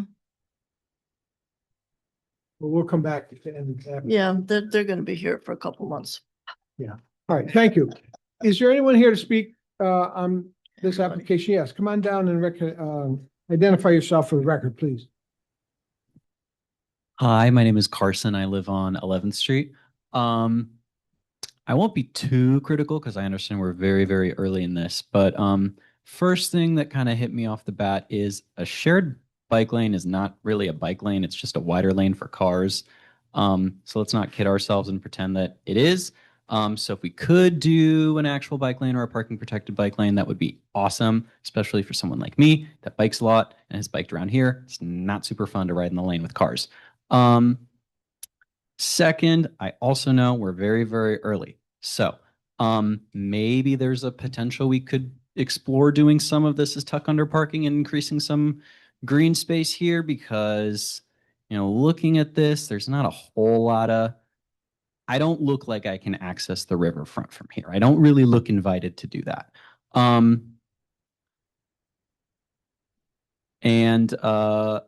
Yeah, maybe being a little hesitant to grant variances to put so much surface parking everywhere. And, you know, I would also encourage, again, since we're so early in this, let's make something that looks, I know these are, you know, massing renders. These are supposed to look, you know, a little one step further than a box, but let's make something that looks a little nicer since we have this big kind of blank space here. It's a really great opportunity. I'm really glad we're building something here. It's definitely better than the abandoned Price Chopper, but you know, let's do something nice with our big blank slate on the Hudson River. This is a great site to do something really awesome. Let's due diligence and make it nice. Thanks. Thank you. Yeah, thank you. Is there anyone else?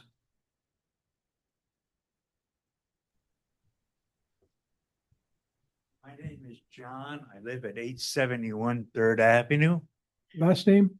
McWhinney. And it was great to hear about the storm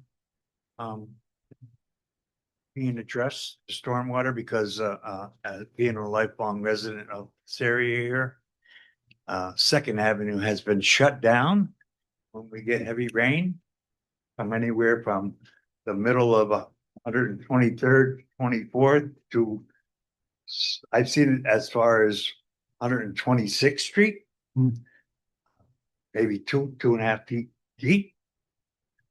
So that was great to hear that was being addressed. My question is building in a flood zone, because that area is in a 100-year floodplain. How is it going to affect our property at 871, 877, 869, McDonald Funeral Home, that block? How is that how's that building of the undertaking of building this property, how's it gonna affect our houses? And one more question I was asked to ask was, how's it gonna affect emergency personnel and sanitation? Okay, thank you. Thank you. I know the city will be right on top of those last two items, I'm sure. Is there anyone else who wants to speak? Yes, come on down. Hi, Hello, everyone. Stephen Maples, South Troy.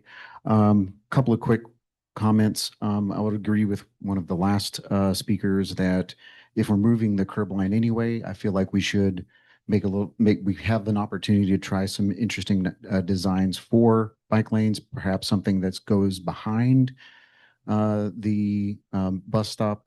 There's a lot of potential to do some interesting designs there. My other main comment, the main part of my comment, is just sort of pointing out that, you know, this is the waterfront mixed use. And just to pull that verbiage straight from the ordinance, you know, supports a vibrant mix of commercial and residential uses along the Hudson River waterfront, focusing opportunities for waterfront enhanced uses and so on and so on. And I think that, you know, it is early days, but I think a little bit more intention with how that interplay with the building to the waterfront could use a bit more development of those ideas. Sort of what the gentleman was saying. Currently, there's not a ton of like drawing people down to the waterfront. Maybe that there is something to be done there. The other part of it is it's a neighborhood 4 zone that is defined by a cohesive, safe, walkable streetscape that is maintained by strong build-to lines and scale. We went out of our way in the law to say strong build-to lines. So with asking for the variances here, there seems like there's an opportunity to both better have a more complete street wall with the design that will result in a lot less variances that are necessary. It would not necessarily, you could potentially cover up some of the surface parking, wouldn't be quite as an eyesore. I do understand that the, you know, sort of the verbiage in the Hudson River overlay does talk about view sheds, but I feel like maybe this particular design is sort of over indexing on the view sheds and maybe not quite enough on that strong street wall, which is exactly what both the comprehensive plan and our zoning call for. So I think there's still some potential for a little bit of design manipulation to get us to where this would be. I think it's already a fantastic idea. I think there's just like a few of these little tweaks that we've got going, but overall, I think this is an incredible idea. Highly support it and hope to see a couple more of these improvements. So thank you. Thank you, Steve. Thank you. Is there anyone else who'd like to speak? You'll have plenty of other opportunities, I think, along the way. Anybody else tonight? Just a couple of folks on Zoom. Pardon me? There's a few folks on Zoom that would like to speak. Yeah. Barb, you had your hand up first, so go on ahead. Great. Thank you very much. I'm Barb Nelson, 37 Bell Avenue. Also architect and director down at TAP Inc. Where do I start? Very happy to hear that this is preliminary. This needs several goes rounds back on the drawing board. I'm sorry, there's just a lack of creativity here that I have to note. These look like warehouses for low-income people, and wrapped with vinyl siding. We have to do better. We expect far better from our developers who propose projects downtown and closer to downtown. So Lansingburg deserves just as much. Let me see. So this is an amazing, rare opportunity to build a creative environment for housing and access to the river. Access not only for motorists driving by. You know, you're breaking the street line so that, oh, I'm driving by and I can see there's a river over there. You know, access for the people who live there, for the people who live across the street. So that needs some work. This design allows for about 12 out of 200 units to actually look out their window and see the river. And I know we can do better. Ground floor commercial. Let's see a market study. Let's see who's moving in, because Amazon has killed the storefront. And yep, if we can get a daycare center, absolutely great. But please, before you approve this project, have some guarantee that something will activate those spaces and they will not sit empty. Let's see. The proposal states that the riverfront walkway will be built if funding can be found by the city. Wow. This board and the zoning board has the authority to require that developers actually contribute to city infrastructure, not just partner with the city to say, hey, city, you build my sidewalk, you build my riverfront access, and I'll build this great building for you. So I would like the city staff to be a little braver. No, we can't just build this and then say, oh, it's a shame the city never found the money for that riverfront parkway. No, the developer needs to be responsible for this several hundred feet of a macadam walkway and some landings. Again, not very creative, not conducive to picnics or yeah, it needs some work on the drawing board. Let's see, the developer is asking for a lot of variances. This is a huge site, and we have a zoning ordinance that we paid dearly for, $1 million, and it is state of the art. It's only a few years old. If the architects and engineers, and I have great confidence in Labella, I don't know the folks from Newburgh, but if we can't build something here that meets our zoning ordinance and our comprehensive plan, let me just say we can. I know we can. Creative minds can make this work without asking you for a handful of variances. Zoning ordinances are designed to avoid the need for variances, because we've fully vetted, you know, how we want sites like this to be developed. Site constraints. This site is huge. Put the parking below the buildings. You know, I have to do it on my project. Other people have to do it on their project. It costs more, but these buildings, the way we see them now, are so inexpensive to build. You know, I look at these acres of roof, and they're draining water into gutters and downspouts. And then where are they going? It's an ice disaster. Let's really understand how the stormwater is going to be managed. This is just the least inexpensive roof you can put on a building. You throw up the trusses, you put up the 25-year asphalt, and let it drain off, you know, off the roof into gutters and watch the ice jam up.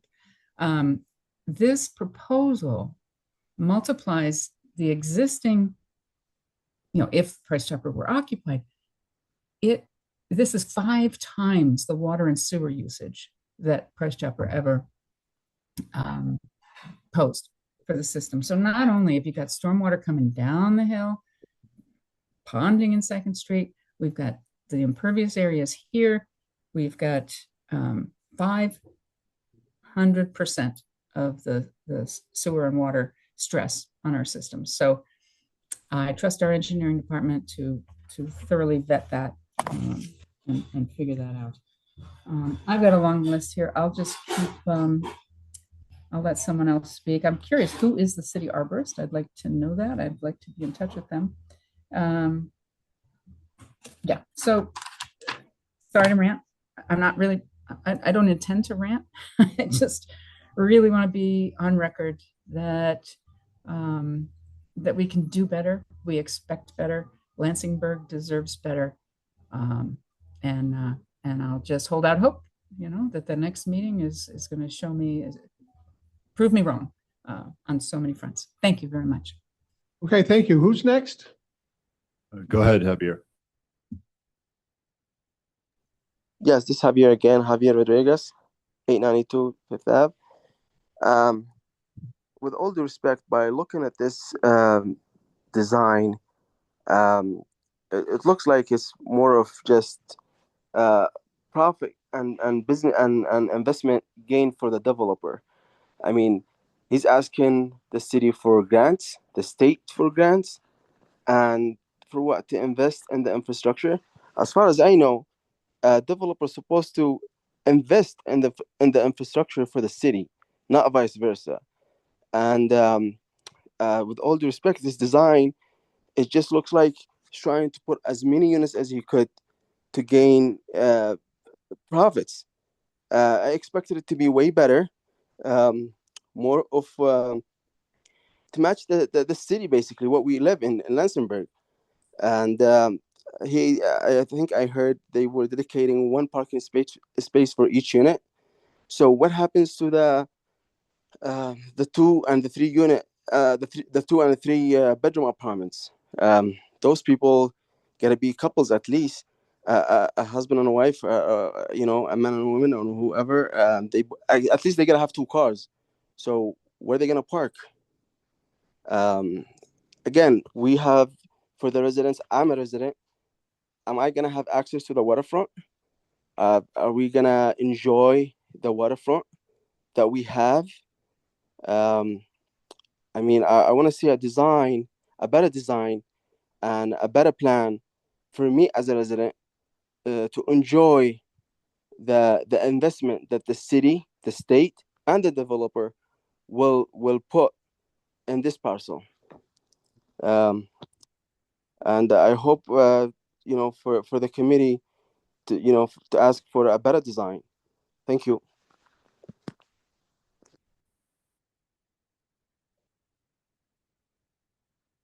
Is that it, sir? Yeah. There's no more, Thank you. no more comments. Next? Yep, that's it. Thank you. There's no more comments. Nobody else? Okay, anybody else that's here want to speak now? Okay, thank you. Wasn't a public hearing anyways, but we'll terminate the public discussion and we'll go back to board discussion. I have a question for you folks. I couldn't exactly hear what you were saying about the flood plain, flood zone. So are you saying that the commercial space is going to be in the 100-year floodplain? Yes. And you just accept that as a risk? Is speak into the mic, please. Yeah, Do you I mean, do anything to mitigate that, or you just, when it happens, it happens? so we are not within a floodway, so technically we're not subject to mitigating like the volume associated with the development in terms of like a cut fill. I understand, but I'm asking, when you build this, are the commercial spaces going to be subject to flooding in the next 100 years, probably?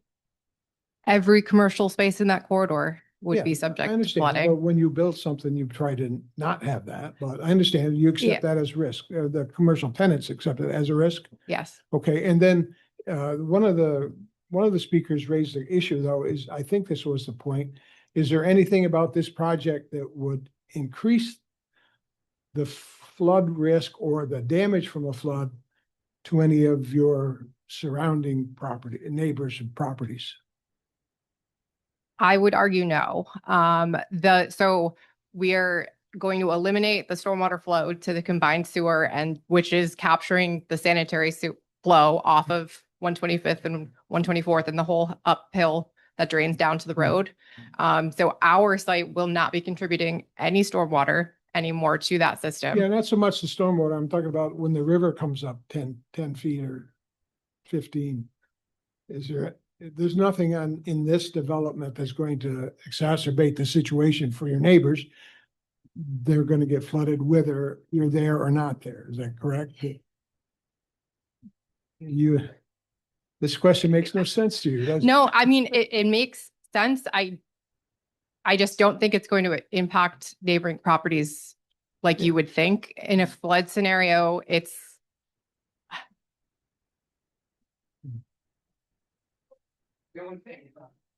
Yeah, all right, listen, it- please, so- I'm sorry, address your remarks here, please.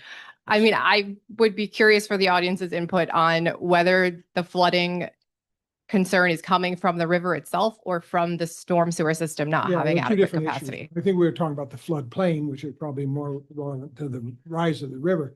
There's something, doesn't Archimedes or somebody have a principle, if you put some object in the water around it's gonna go up? So I guess you're putting these buildings in there, I suppose it might raise the water this much in the neighborhood, you think, or was it Archimedes? Somebody did that. Anyways, I will ask the engineer at some point. Okay, that was my question. Anybody else have questions? There's a drawing or an elevation that shows the river facing your building or facing your property, and it implies that there's a seawall there. The existing condition is no seawall. No, there's no seawall. It's a bank that slopes down. Yeah, if you could, I don't know if you can scroll to that, but yeah, I mean, this is a really beautiful lights on the river and there's a seawall and all that kind of stuff.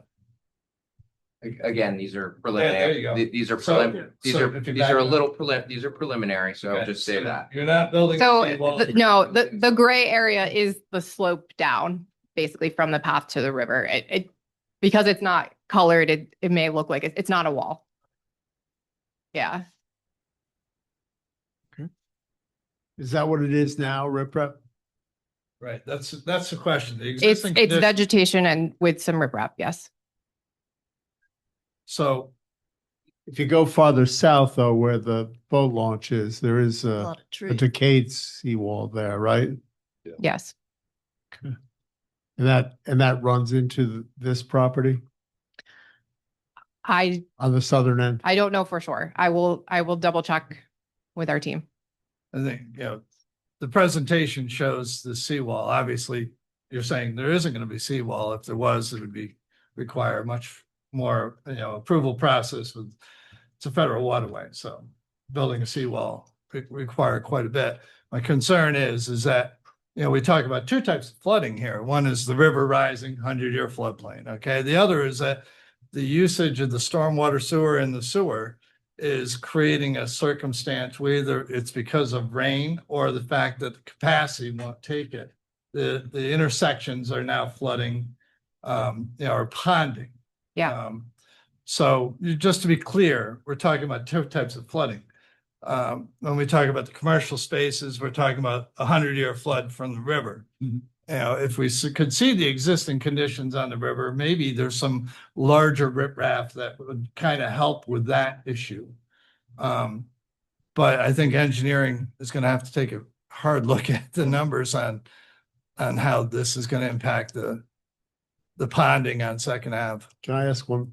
Yeah, I mean, there's very strict permitting requirements. I mean, you guys have heard a lot about the combined sewer overflow and all that, and that's gonna apply here. It's gonna be reviewed by DEC. They're gonna have to meet the associated stormwater control guidelines that associate the sanitary review. So both sanitary and stormwater are gonna be closely reviewed. It includes a full downstream capacity analysis to make sure that the pipe network can take it. It includes making sure that you don't increase peak stormwater runoff for 1 year through 100-year flood rain events. So yes, it's going to be thoroughly reviewed. So I thought I heard you say earlier that all the storm water from this 6+ acre site was going to be directed south to something near the boat launch. Was that correct? Yeah, there's the overflow actually from the combined sewer. There's a separate storm sewer that comes out that discharges directly into the river. That's outfall 1. So the storm water from this side is going to go to the river ultimately, but Yes. not to the Second Avenue system. No. Right. But the sanitary hookups here will go to the Second Avenue system. Correct. So we provided a full sanitary loading letter that evaluated what I believe is conservative assumptions for the commercial uses as well as the number of units of residential. So I think in our evaluation of the long-term control plan, outfall 1 has never been noted to have an overflow scenario during a dry weather event when it's not raining. So those overflows are only occurring during a wet weather event. So that's why we're doing everything we can to eliminate stormwater from that system. And then I lost my train of thought. So I mean, we're trying to mitigate it to like the absolute best of our ability. But as Chris said, like it's going to go through a full review in terms of, the sanitary discharge to the system, the removal of the storm, and how all of that is going to impact that system. Where is outfall 1 located? It's the outfall that is on the boat launch property. Yeah, I don't want to belabor this. I'm just trying to understand something. So, I'm assuming that there would, a berm or something like that would not be appropriate there or allowed on the river shore. Is that correct? To raise the level to avoid flooding this property. I imagine it would need to be cohesively looked at along the entire shoreline. I mean, no. Yeah, I mean, I don't want. Modeling up. I'm more flood is curious. a very Yeah. And a lot also, of modeling and data and inputs and has to be looked at cohesively. So well, how much is the floor of the commercial space into the floodplain? What would be the expected level of water in that building if there is a 100-year flood? So, I mean, so the base flood elevation is the 32.2, and then the design flood is 34.2. So it's like 4 to 6 feet Yeah. within the. Yeah, and I'm assuming that all the mechanicals for the residential part are going to be above the commercial space? Or? Yes. Yeah. Anybody else, questions? Have you done borings of the site? Do you know what we're dealing with as far as for excavation, do we have to blast? Are we gonna be? No, definitely no blasting required. Generally across the site, there's 5 to up to 10 feet of a fill material. So there's been a lot of historic disturbance of the soils. So groundwater is relatively shallow, as is typical next to the river. But I think it was about 5 feet, if I'm remembering correctly, down. So the soils will support a standard shallow foundation design. So that's what we would be targeting. So I think the residential would have to be elevated. So that would be fill. Like Peter was suggesting, there's no way to bring those buildings out, that retail space out of the floodplain. I don't know how you create an activated streetscape by doing that. They are also increasing the height of the building. Yeah. We're trying to keep it underneath the variant. We're also trying to keep the building height lower. So as it already is, to get the residential level up out of the floodplain, which we are required to do. It's increasing the height of our retail space. So that's what Kelsey was talking about. We have 16 to 18 feet of retail floor to ceiling height, which is much more than we want or need. And it's also just increasing the height of the building. So we're trying to balance it in such a way, but. Understand. All right. And did one of the speakers speaking remotely suggest that there would be underground parking here? Should be underground parking? I think multiple people brought it up as an option. Sorry? Multiple people brought that up as an option to look into. Is that feasible in the floodplain? I mean, it definitely has been done Well, in the water floodplain. table's got to be pretty close there too, hasn't it? Yeah. So you build a parking garage under the water table? No, you definitely can't do that. So like, I think ultimately that would end up raising the height of the building again, because you have to still keep parking out of the floodplain, but it could be designed to flood under a 100-year storm. Yeah, gotcha. Yeah, well, City Hall did that here one time, as I recall. The old one. You gotta move the cars first. This is on the plan. They lost 26 city cars. I'm looking at the Second Avenue elevations. And I'm confused about the retail. It looks like the building one, let's call it. Is the retail accessible on the street, or do you have to go on the site to get to the retail? It looks like piers and a porch almost. I'm confused. No, those are just columns with a roof So overhang. it's not like a streetscape storefront there. What you're doing is you're elevating the building and somehow where are you accessing the retail on building one from the street? At sidewalk level, at 30 feet. So those are piers? Those are just roughed in architectural features. It looks like it's going downhill. I think It that might would look like it is a little downhill, but It doesn't seem like we have a contiguous street. Are we planning, future drawings to maybe describe this better as to, what it's going to look like on the streetscape? Because this, to me, doesn't look like any place I would want to go to do anything retail wise. yeah, we're going to provide some street front Yeah, I retail mean, views and things. Let me hop in here. Yeah. Okay. Thank you both. As I said, the exterior architectural details of these buildings are preliminary.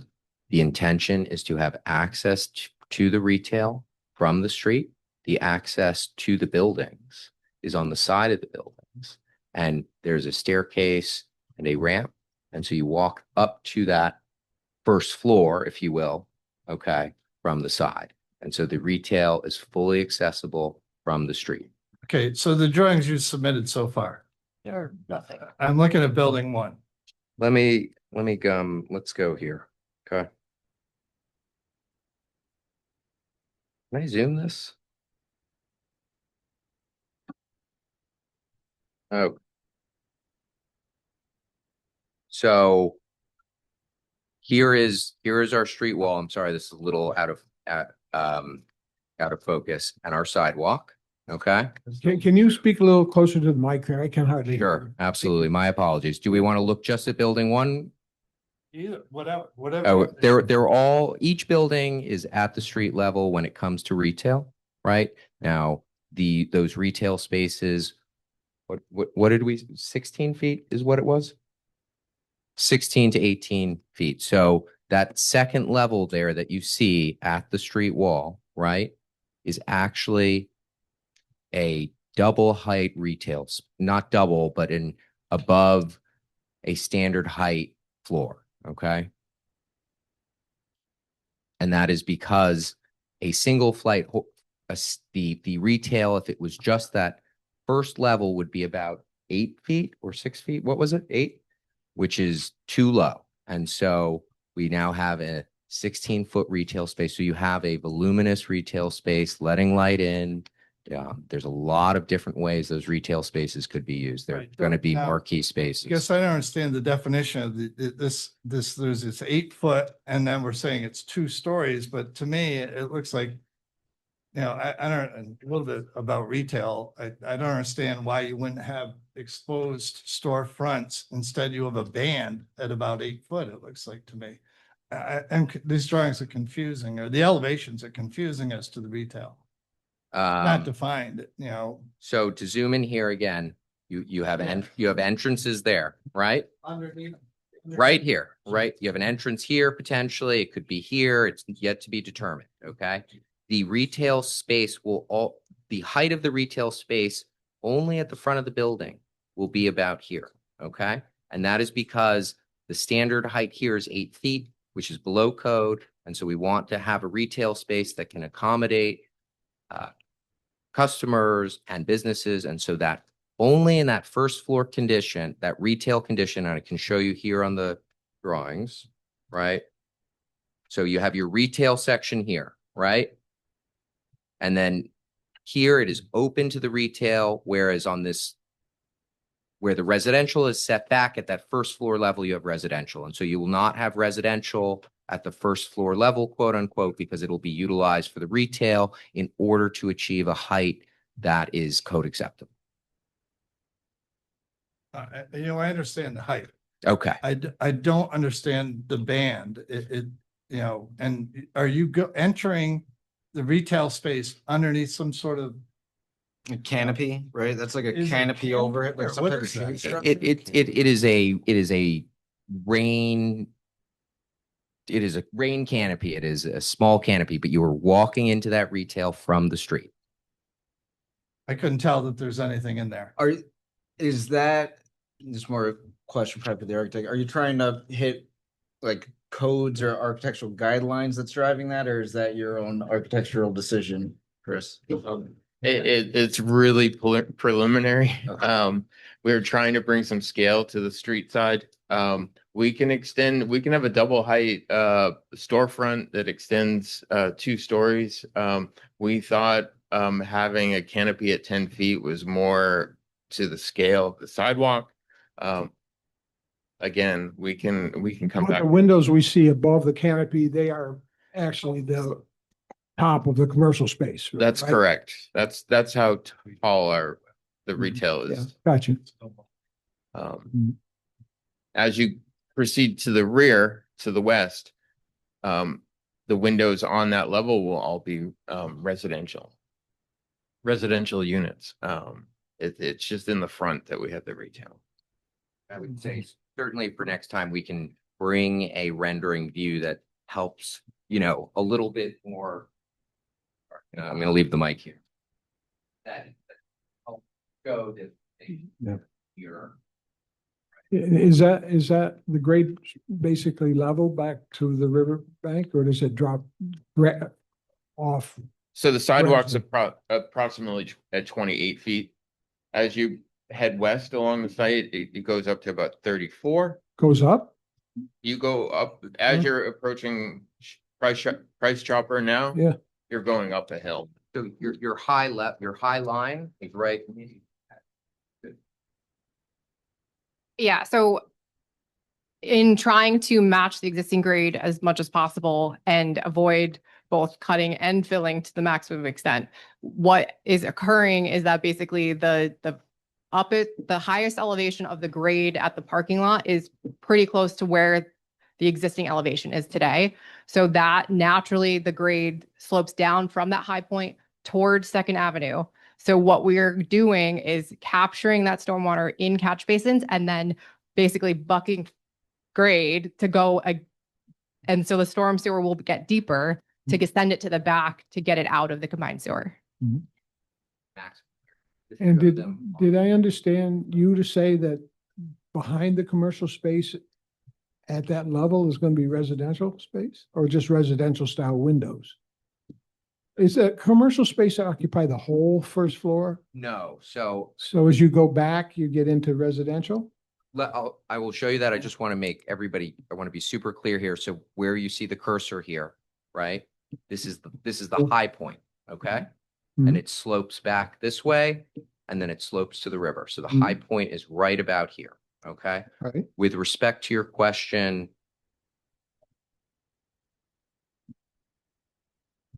okay, this is the street level plan, okay? This will not be here, but in essence, the retail is here, and then there's fill here, okay? And so then at the first floor level of the residential, right, which is above the floodplain, which you enter here, okay? You'll have your residential here, and then you have that sort of double height retail space here at the front. So what is going to be under the first floor residential? Fill? Correct. And so you'll have a wall along this line here that recedes as the grade increases towards that high point, towards the rear of the site. Andrew, could you show the side view where you have the entrance and then you have the walkway that goes all the way down? Here, No, you had a side view before. this one? No, Oh, okay. Side elevation? This one? Here? No. No. Yes, this one? it's a bigger picture than that, but no, that. I don't have that on the presentation. Oh, that's why I can't. Okay. Can you pull it up? Because I saw it on the, I can pull it up. I saw it on the computer. Do you want me to It might stop help sharing you for a second? Get it. Yes, I'll, Well, So I'll speak to it as he pulls it up, but basically because the residential level has to be elevated, in order to access that level from the parking lot, there will be stairs at the main entry as well as a ramp, but technically it's not a ramp because it's less than 5%. So at a sidewalk that comes down to an accessible route. There you go.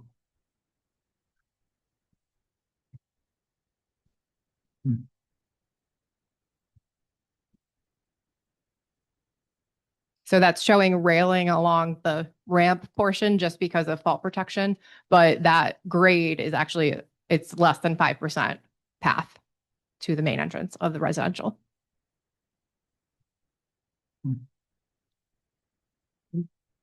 Any other questions, folks? I guess what can we expect at the next meeting as far as your renderings and your drawings are concerned? What changes between this meeting and from this meeting to the next meeting do you expect? Well, we have a lot to do. I'd agree.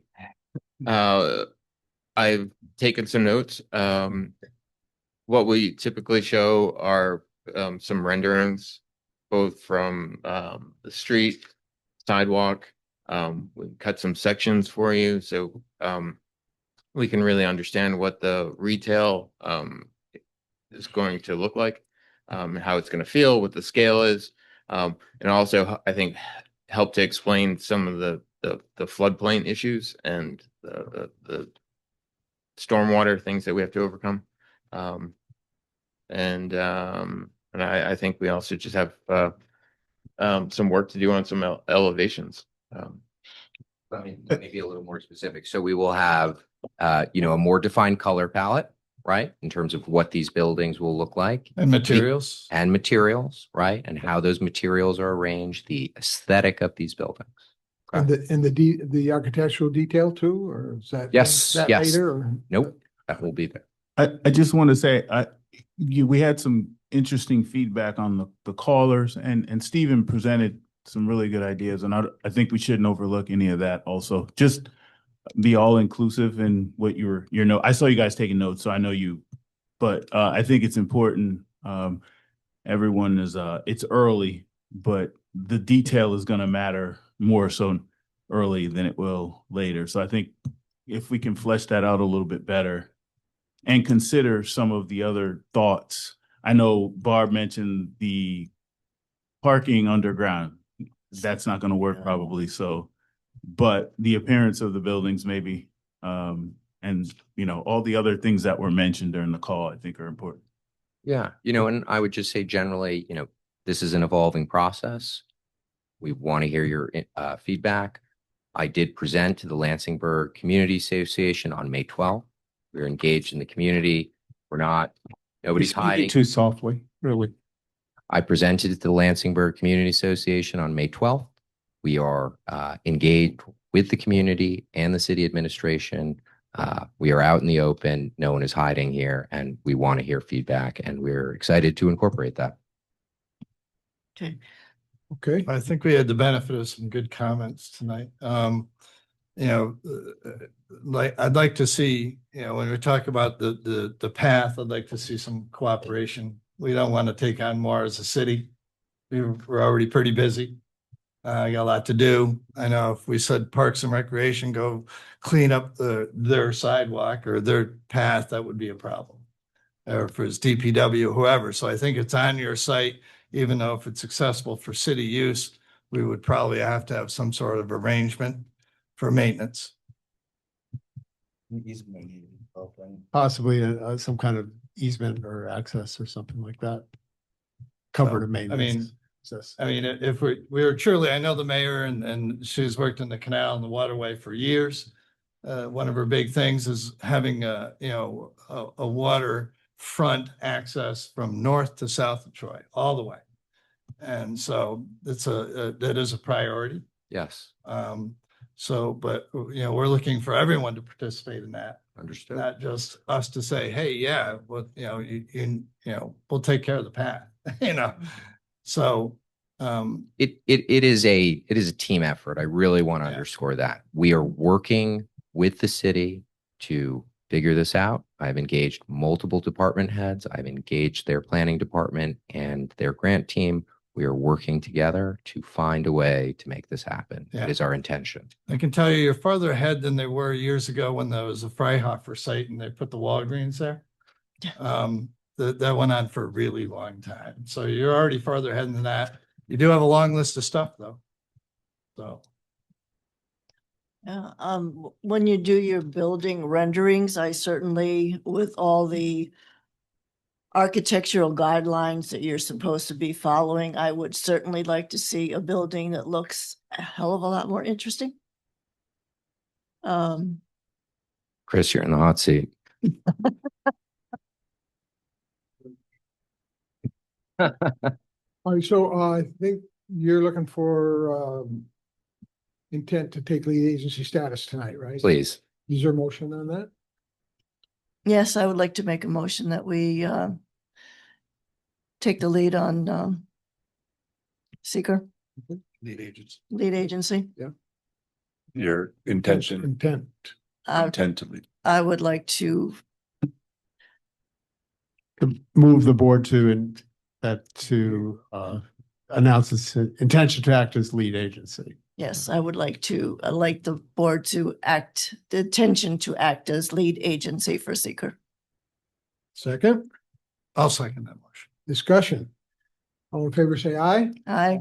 Aye. Motion carries unanimously. So we'll see you again many times probably. Thank you. Sounds good. I look forward to it. Thank you for your time tonight. Thank you. Take care. Next item is 2026-0048, 185 Earl Street. Lot line adjustment.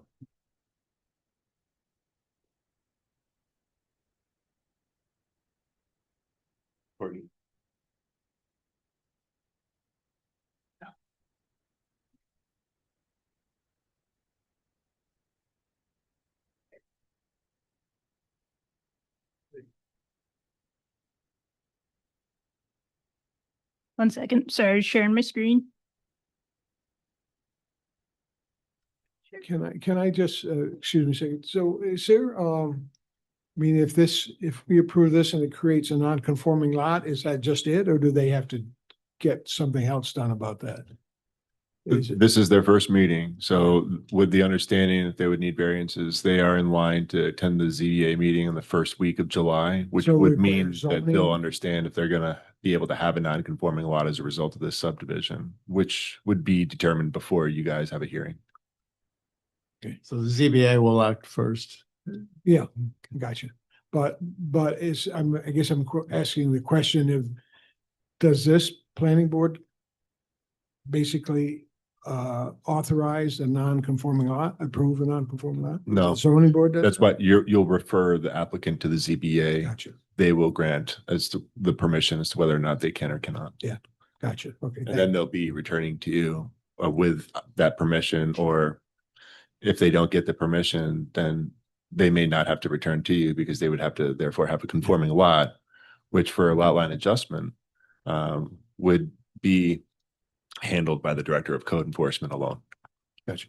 Okay, thank you, thank you. All right, I'm sorry, are you ready? I am. Good evening, everyone. My name is Courtney Davis with Labella. Joining me tonight is Kristen with Unity House, the applicant, and we are here tonight to discuss their proposed lot line adjustment between their 185 Earl Street and 2428 Fifth Avenue parcels.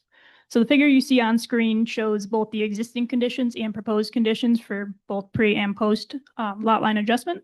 So the 185 Earl Street parcel is the shorter one on the left on both of them, and the 2428 Fifth Avenue parcel is the taller one on the right. So the red lines on the left figure, which is the existing condition, show the existing lot lines as they lie today. It also shows the newly constructed teaching kitchen on the 185 Earl Street parcel, as well as the existing residential structure on the 2428 Fifth Avenue parcel. And on the Earl Street side of that same parcel, it shows a garage which was recently demolished. If you look to the figure on the right, it shows in red the existing lot lines which would remain following the lot line adjustment, and then the blue, which is kind of harder to see, but in the middle of the screen in this area, if you can see my cursor, that is the proposed new lot line between those two parcels. So this shows the existing residential structure on the west side of 2428 Fifth Avenue to remain, the brand new teaching kitchen obviously also to remain, But this would allow for the facilitation of construction of a new outdoor cooler and patio space in the area of the recently demolished garage to support the new teaching kitchen. So this lot line adjustment, as briefly mentioned, will result in the creation of 2 non-conforming lots. So it will require review and approval by the zoning board. However, the proposed variances will allow for the new supporting uses to be located on the same parcel as the teaching kitchen. So the required variances will include one for the side yard on the 185 Earl Street parcel. We're proposing a 25-foot side yard in a zoning district that requires a 0 to 10-foot side yard. Another one for the 185 Earl Street parcel is that we are proposing a 50% building frontage due to this lot line adjustment, where 60% minimum is required. And the last one, it relates to the 2428 Fifth Avenue parcel, is the impervious surface coverage. 97% is proposed, where 80% maximum is required by the zoning code. So the side yard and building frontage variances are necessary simply to have enough space to create this outdoor patio space and the cooler that will support the teaching kitchen. And the impervious surface coverage variance is purely a function of how much existing impervious is on that remaining lot. There isn't really an opening to reduce the impervious coverage since the building takes up so much of that space, but the project as a whole overall will result in a net decrease in impervious coverage since the new patio space will be constructed of pervious materials. We did receive your staff comments, which really had 2 key items on it. The first one was the variances. As Eric mentioned, we did submit to the zoning board with the goal of being on the July agenda to begin the discussion of that process. And the second item on there was the signage. So I know the city received a signage package from AJ Signs, who developed the design and directly with the applicant. The city's concern is that it advertises a pizzeria and not a teaching kitchen. So I know you're all looking for clarification on the use of this space. And I've got Kristen here who can speak some more to that. Hi. So the teaching kitchen is established for kids from 16 to 21 years old. We currently have had 3 cohorts that have gone through our kitchen that's located in our main facility. And the kids come through for 8 weeks. At the conclusion of the 8 weeks, there's this quote unquote pop-up where folks can come and purchase the pizza that they're making or the product that the kids are learning. At the conclusion of the 8 weeks, there's a small graduation where the kids wait on community members or those who come in, and then they graduate and we help them find jobs. So currently the 21 kids over the last 12 weeks, we've had 7 with job placement in the community. We follow back up. We make sure that they're working, that they're following up to work. And it's kind of like, I guess, a gateway for kids who are struggling to find other alternatives. They didn't do well in school or there's no guidance outside of their home. So they come through like this quote unquote interview process. We interview them and then they go out, start this program, graduate the program. But part of that is putting on a meal. So we are doing like this pop-up, and I guess because we're doing only pizza, we called it a pizzeria. Maybe the intent is to one day taking it further to do a pizzeria, but right now we're focused on teaching kitchen with the opportunity to do pop-ups.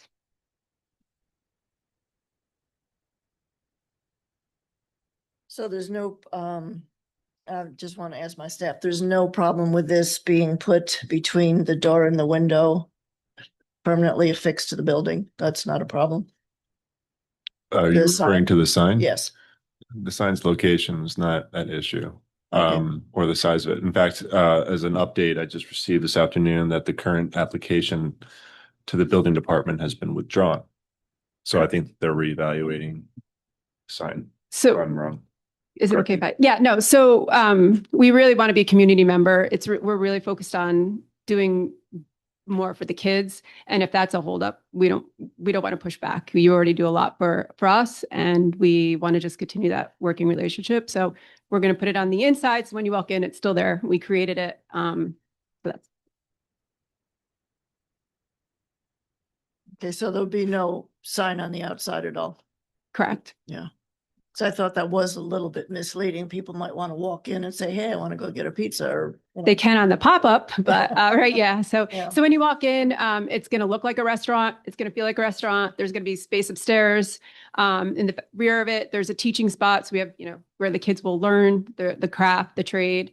And then, like I said, at the conclusion, we have like this event where they do pop up and they can see the fruits of their labor. And we've already had 7 kids who are working out in the community. So you teach all children? So I don't do any of it. I'm the vice president of real estate for Unity House, but they are. So we were taking applicants from 16 to 21, and we've had multiple kids in the community, and we're getting ready to do another cohort at the end of this week. The kids graduate, and then we take a week off. They do the interviews, the applications, and then the kids apply. They get selected, and then they start the process.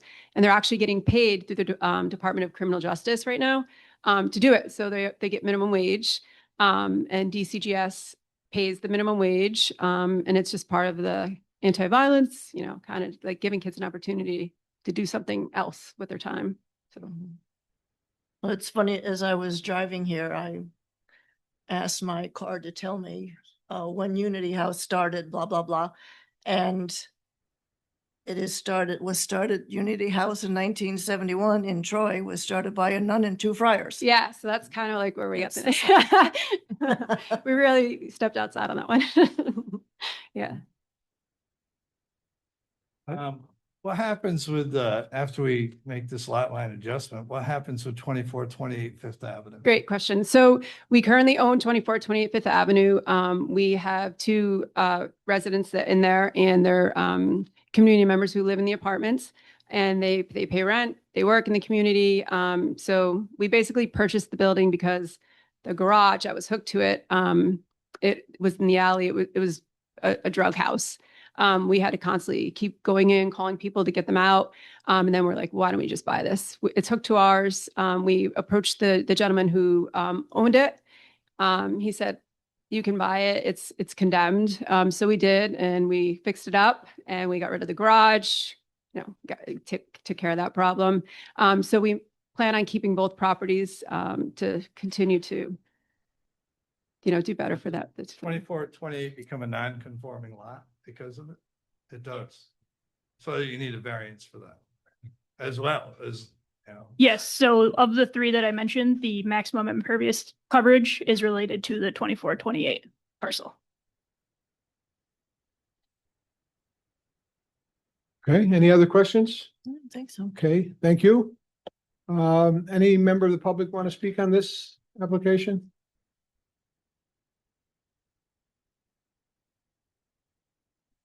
Okay, thank you. So secret determination is up? Designation, determination? I would like to make a motion to declare this as a seeker unlisted.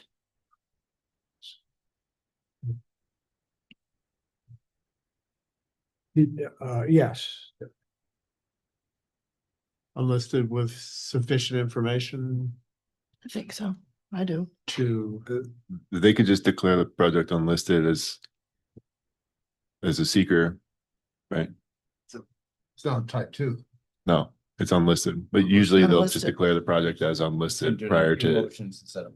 do 2 That's- motions? that's- Okay. All right, that's in fine. either way. yeah, it doesn't.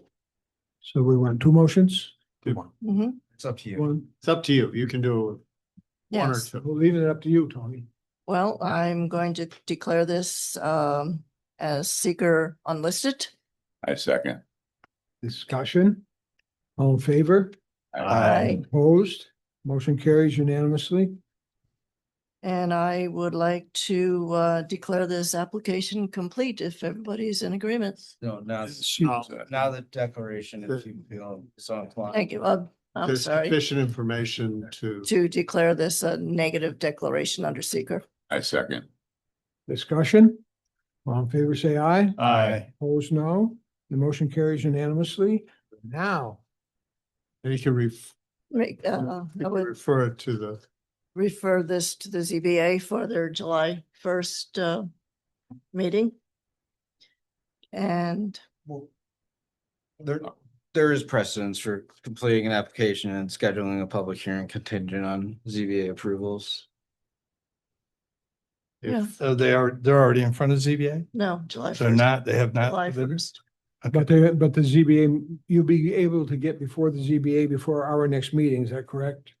That's correct. Yeah. But as So far we as, can schedule the hearing pending you getting approval at the ZBA. Then you need to declare the application complete. Complete. right. So, Maureen, Okay, I would like to declare this application complete. Thank you. second, Thank you. discussion. All in favor, say aye. Aye. Opposed, say no. And the motion carries unanimously. And now, So, hearing. I would like to schedule the hearing for July 21st, contingent on the response from the ZBA for your variances. Does that work? Second, Second. discussion. All in favor, say aye. Aye. Opposed, say no. The motion carries unanimously. And does it automatically go to the zoning board? We don't have to do anything about that. Mhm. Okay, all right. So, good luck. with Thank the you. zoning Thank board. you. Take care, folks. Thank you very much. Next item, 2026-0049, 272 Hoosick Street. I guess that's what everybody's interested in, right? So, is the applicant here? We should have scheduled this one first, I think, for the convenience of the audience. Somebody flaring. Let other people get in. Hi. Identify yourself for the record, please. How are you? My name's Adam Patella. I'm a licensed architect working here in Troy, and today I am working with ME Studio, who is the architect of record for this project, representing the free store tenant fit up project. Also with me, Sarah Brelier. Nice, sir. Sarah's here with Free Store to be able to answer some questions about operations and logistics. The Free Store project is a plus or minus 64,000 square foot site with an approximately 13,000 square foot existing building. It's the site on Hoosick and Burdett that used to be the Rite Aid. That's been vacant for, I'm not sure exactly how many years now. The tenants are proposing very minor work on the inside in the form of removal of existing kind of display fixtures and things like that. No new building, as well as new building signage. Currently, there's no proposed site improvements or any work in general.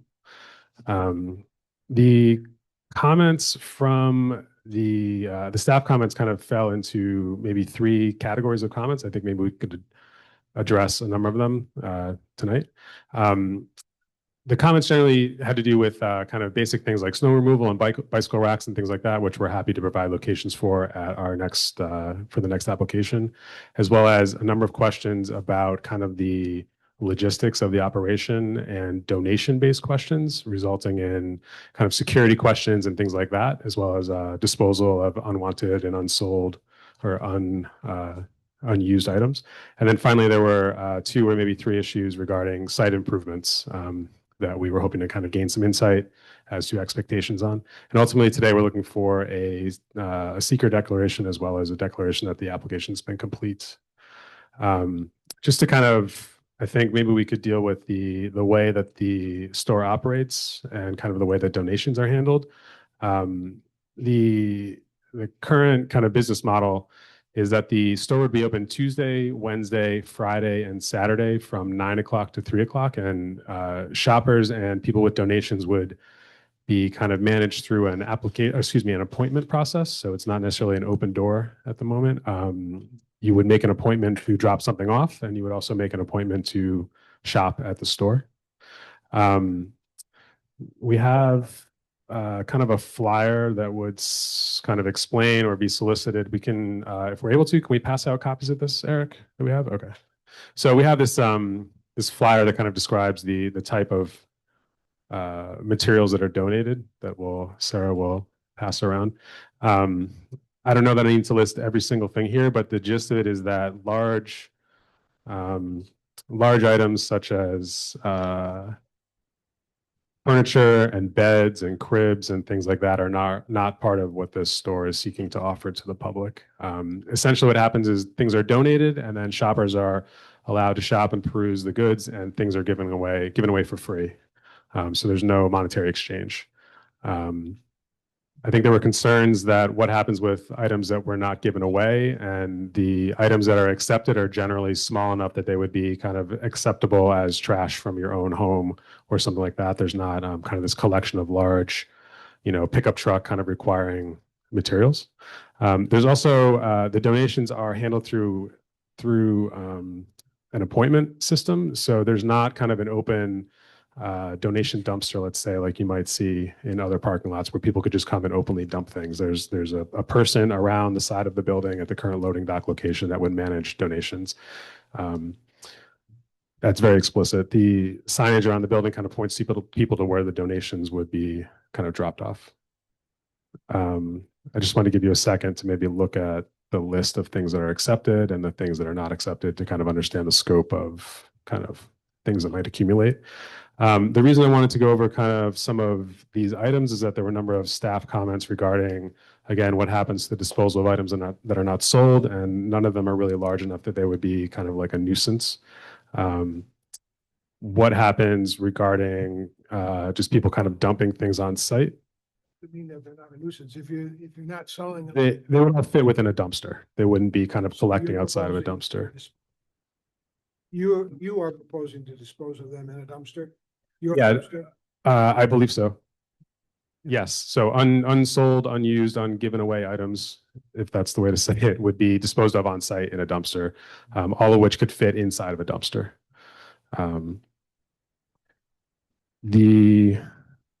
Maybe it's best just to stop here and kind of ask for questions about the logistics of the operation. Yeah, so Adam, I'll ask you first. Sure. You're familiar with the traffic patterns at a Rite Aid. There is a drive-through there, but you're not going to be using the drive-through, correct? We're gonna accept donations in the back. So like through the bay door where Right. deliveries for a store would have been. Right. So the traffic pattern is way less than what it was for a Rite Aid drugstore, correct? I would assume so. And you have like 60 parking spots, roughly, Yes. give or take.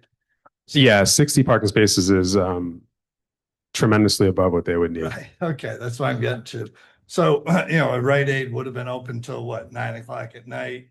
Or 10 o'clock at night or whatever. Lights on, store open, drive-through open, traffic going in and out all day, all night. Whereas you're proposing a few days a week, 9 to 3. That's when we would have customers would be in the building. Right. Available at those hours. Right. Employees may be there on Monday and Saturday or Monday and Thursday also, but everybody needs to be out of there by 4 o'clock. So the impact that you're proposing is much, much less than the retail store that was there previously. I suppose. I would say. Well, I think one of the concerns that I've heard is, we all see the dumpster or whatever you call them, containers where they invite you to drop your clothes there for recycling or whatever. And of course, people dump everything outside the containers instead of in, and containers are left overflowing and all that kind of stuff. How do you control that at this site? We're not going to have containers at all. You're going to have to make an appointment to But you got a donate. great big parking lot and people are gonna looking for a place to get rid of their junk and they want to dump it on you. So how do you control that? Because I know Well, that will with happen. security cameras and lighting and public humiliation if caught on camera. Yeah, well, hopefully, do you intend to close off the parking lot during the hours it is closed or the business is closed? Or So as proposed, we don't intend any kind of gates or chains or anything like that to close up. not, or do- We do not, no. And So you'll have a lot of activity in that parking lot probably. Well, when you're not there. I think that by not explicitly soliciting off-hour drop-offs by having a container or something like that, I think it would make it pretty clear that there's no like immediate place to do this. And I mean, Right. one could argue it's the same parking lot as any other parking lot at that point, Yeah, you know? true. Yeah.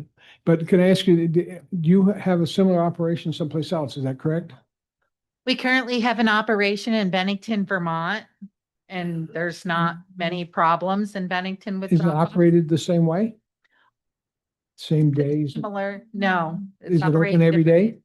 No, they're open on Thursday, Friday, and Saturday from 10 a.m. to 4 p.m. And it's still by appointment? Or- No, they have walk-ins. Mm. And no issues with the neighbors up there? The neighbors love us. Yep, and we're currently looking at a place in Daytona. This is a, a question unrelated to site plan approval, but you're taking in things for free and then you're distributing them for free. How do you pay the rent? We own the building, so we don't have any rent How did you pay for the building? with contributions and Okay. donations. So it's a not-for-profit. Correct. Yeah, Right. 501c3. Yes. Okay. And you already have the funds to purchase it or have purchased it or? Oh, we closed the deal on January 31st. Good. Wow. They don't pay taxes? Any questions? Yeah, getting back to the closing off the entries to the store like that, I think that's something that's gotta be necessary. I mean, my own opinion, I think that's gonna be something that's necessary. I can just envision pickup trucks coming and just dropping stuff in your parking lot, you know. Would it And be you say- possible? And you say you don't accept couches, mattresses. I just envision Doing it at night. coming into work the next morning or looking on your security cameras and seeing piles of stuff in your driveway. We're not really sure that a kind of like a proper gate really kind of fits in with like the residential community in the immediate area. Kind of makes it feel a little bit I don't know, like things are a little bit on lockdown. Yeah, well, you have a iron fence around it, an aluminum iron fence around it now, so every place except for the entryways, so. I don't think it would be that big a deal, but. Are you gonna have a dumpster on site as well? There is a dumpster on site. There's a dumpster pad. Sorry. Let's call it bottom left of the drawing here. Adam, there's an enclosure around a gate? Is there a gate around the dumpster? Usually there is on these sites. You know, off the top of my head, I can't. There usually is. I think there's one existing, but it's in need of repair. Yeah, there usually is. There's one there that's in need of repair, so that would be part of our proposal. So do you inspect the items that people are bringing to you to see if you want them or not? So do you take everything they give you or you just take the stuff that you deem is good? Well, we take what is on the flyer.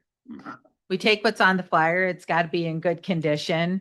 We won't take soiled clothes. We have to have matching shoes and socks. I get that. Yeah, for the most part, we take everything that a person has, and if we get to capacity, we don't schedule anymore. We book out schedules, or So that's the theory in it. If I brought you a book that somebody spilled a cup of coffee on, would you take that and dispose of it in your dumpster? Or would you tell the people that you Take it don't home. want it? Yeah, we tell you that we're not accepting that. Take it away. Yeah, we'd ask you to take Yeah. it away.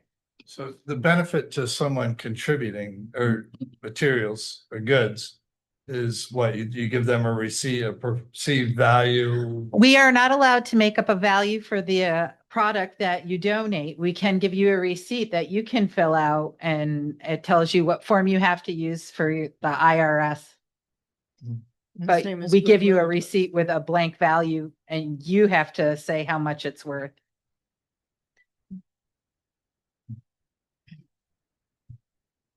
So the other question so you're operating as a not-for-profit. This, when it was a retail store, it was a rated drugstore, it was on the tax rolls. Is it coming off the tax rolls? Yes. Thank you. So it's not free. What? So the city's gonna pay because it was on the tax rolls before and now it's coming off the tax rolls. We're losing revenue as a city, yet we still have city services that we have to provide. So it's not free, It's free to the person and the customer. but not to the municipalities. There's a cost to municipality. Because just like Unity House before, they don't pay taxes on their buildings. 50% of the buildings in Troy are tax exempt, either through not-for-profits or other churches. So this was on the tax rolls. Now it's being purchased by a not-for-profit, comes off the tax rolls. but the same city services are going to be provided, police and fire. Correct. So I'll put that on the record. It's not free. Any other questions? Comments?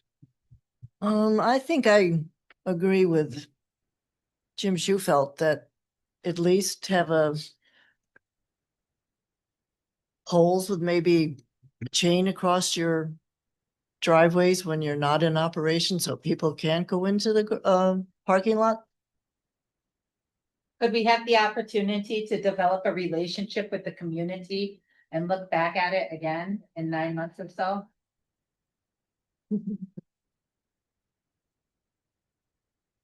You wouldn't be able to, if you get an approval, then you would not be beholden to come back. I think the applicant's willing to consider kind of a minimally invasive barrier, such as a chain or something like that, for sure. Sorry, we have another. Sorry, if I may, Rob Stout, I'm the project attorney on this matter. With respect to a potential future condition that could be triggered in the future, perhaps there's some way that it could be triggered where we would not have to come back to the board, where it could be a determination of the building department if there has been complaints or evidence of dumping at the 9-month mark or so, that it would be at the building department's discretion to require that the applicant install a chain at that point in time if they've been unable to build the relationship with the community that they intend to. Jeez, I couldn't do a 9-month. Actually, my thought for Alice issue too. Yeah, but that one's easier actually. I think, back to the point I was making, and Jim is making, that we're looking at it and saying, how do we minimize any city resources being used on your property? Any nuisance, like I said, you're not gonna be paying school taxes, you're not gonna be paying property taxes, but if there's a problem on the property, you're using city resources. So, I don't know that a chain or gate or whatever type of thing that, Jim is asking about, whether that would be such a big deal, considering, as Peter had said, that there is already a fence all the way around the property. It's my opinion. I agree. We had some additional comments from the staff regarding site improvements, such as specifically dealing with sidewalks and trees. I'm happy to discuss those now if there's no other comments regarding the previous matter, but if it feels right to move on to those things. Go ahead, sir. Okay. There were 2 comments related to the continuation or kind of a change in material of the sidewalks crossing the drive aisles right now. And we just are kind of questioning some of the verbiage in the zoning code suggests that existing sidewalks need to be continued when a new drive is being proposed. Or like the verbiage seems to really be centered around kind of work being done. And if work is done in that area, for instance, that the sidewalk then needs to be kind of continued. And we're not proposing to do any work. And there's already a sidewalk with appropriate ADA terminations and curb cuts and things like that there. So we're just kind of trying to understand the applicability of that section of the code in this instance. I'll read the citation, the code for you. This is, which is this 28570? 28570, the standards of this section shall apply on lots with construction of new multifamily, commercial, or other residential structures in the city of Troy. And it is 28570J. Any driveway crossing a sidewalk must maintain the existing concrete sidewalk. That's the citation.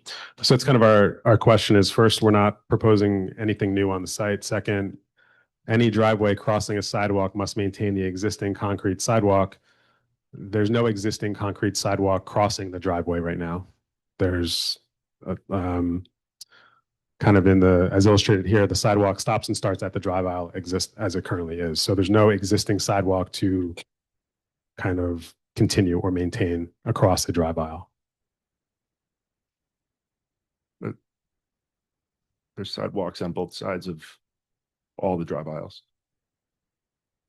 Right, I'm just wondering, is the language meant to read that if there is an existing sidewalk where you are putting a drive aisle, you would then need to repair, rebuild, continue that concrete sidewalk in that location? Because there's not currently a sidewalk in that location, in the actual literal location of the drive aisle. You can read it again.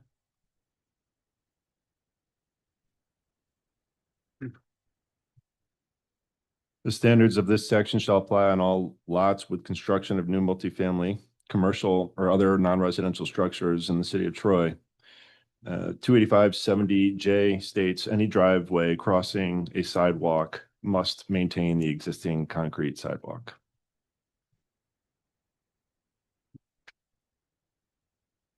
If the building is reset to zoning, and this is a legal question, I suppose, but if the building is reset from its vacancy in zoning, and Because it's been vacant for more than a year, right? But the development for zoning updates ensues. This is I think it's less about that specific reading and it's more the one site plan review is triggered, right? I mean, which it is for this change of use. There are numerous things from what I've seen in the code that allow for,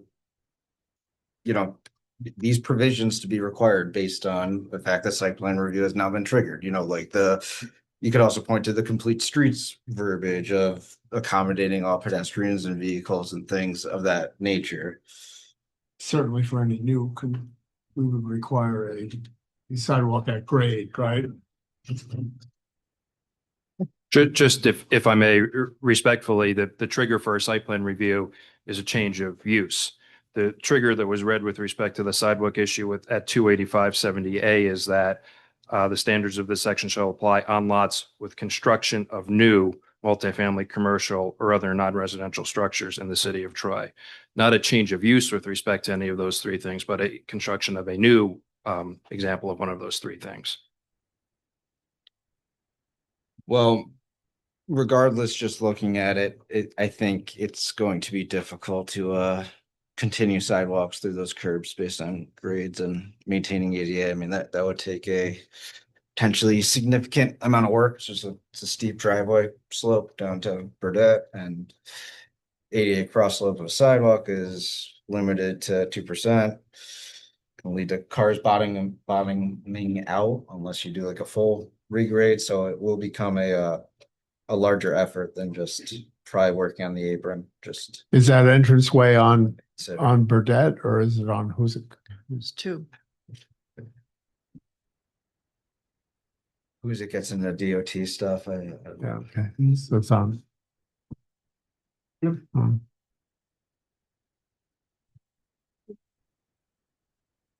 Okay. Well, let's let them hash it out. Nothing. There was also a comment regarding a installation of a green strip, which would be in this drawing on the right-hand side between the building and Hoosick Street, where there currently exists an existing sidewalk. If you were walking, let's say, up Hoosick Street, to your left would be asphalt instead of what is required to be a green strip. But my understanding is that all of the sidewalks on Hoosick Street are being repaired or replaced. And I'm looking for guidance on where we can look to understand what the intended repairs are and if they include a green strip already or not. Is anyone know? I'm looking into it. So we're investigating that, I guess. We don't know. Okay. You're asking if the future plan includes a green strip or not. Are you not? Yes. Okay. Because if the future plan includes installing that green strip, then that comment would be addressed essentially. Yeah. Okay.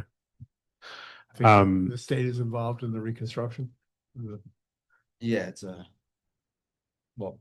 national grid project, but DOT has had more oversight over what's happening in terms of restoration of the sidewalk They haven't area. So you haven't been able to determine yet whether or not they're requiring it. I have the plans in my office, but I need to look at them. Okay. And additionally, there were some questions or comments regarding the requirements of shade trees on the site. Excuse me, the microphone's in my way. In the parking lot, I think. In the parking lot, excuse me, yes. Not in the street, like I might have said. This seems to be 285, 69 and 285, 67. One of those deals with the number of trees required. And another, I believe, deals with the spacing of the trees themselves. One of the triggers for the tree requirement is a parking lot with over 20 spaces. Like I had said earlier, 60 spaces is certainly more than this store will ever need. Not to kind of like find a cheeky workaround around this, but we could easily just reduce this to 20 or 19 parking spaces. And my question would be, would that requirement then go away? Also, we've looked at the area, and I've spoke to Eric earlier about this, and we'd be looking at about 14 to 15,000 square feet of area that would be subject to the shaded tree requirement, which would then require approximately 10 trees. There's one per every 1,500 square feet. But at the same time, the city zoning ordinances require trees that count as shade trees, which are 30 feet or taller when they're mature, to be planted 30 to 35 feet apart. There's just not that room on the site to be able to make that happen. So there's kind of a number of things in play that are making that a really challenging thing to overcome. And we're wondering also, again, there's no work being done at all on the site. We're just wondering if the trees are even, if that requirement is applicable at this point.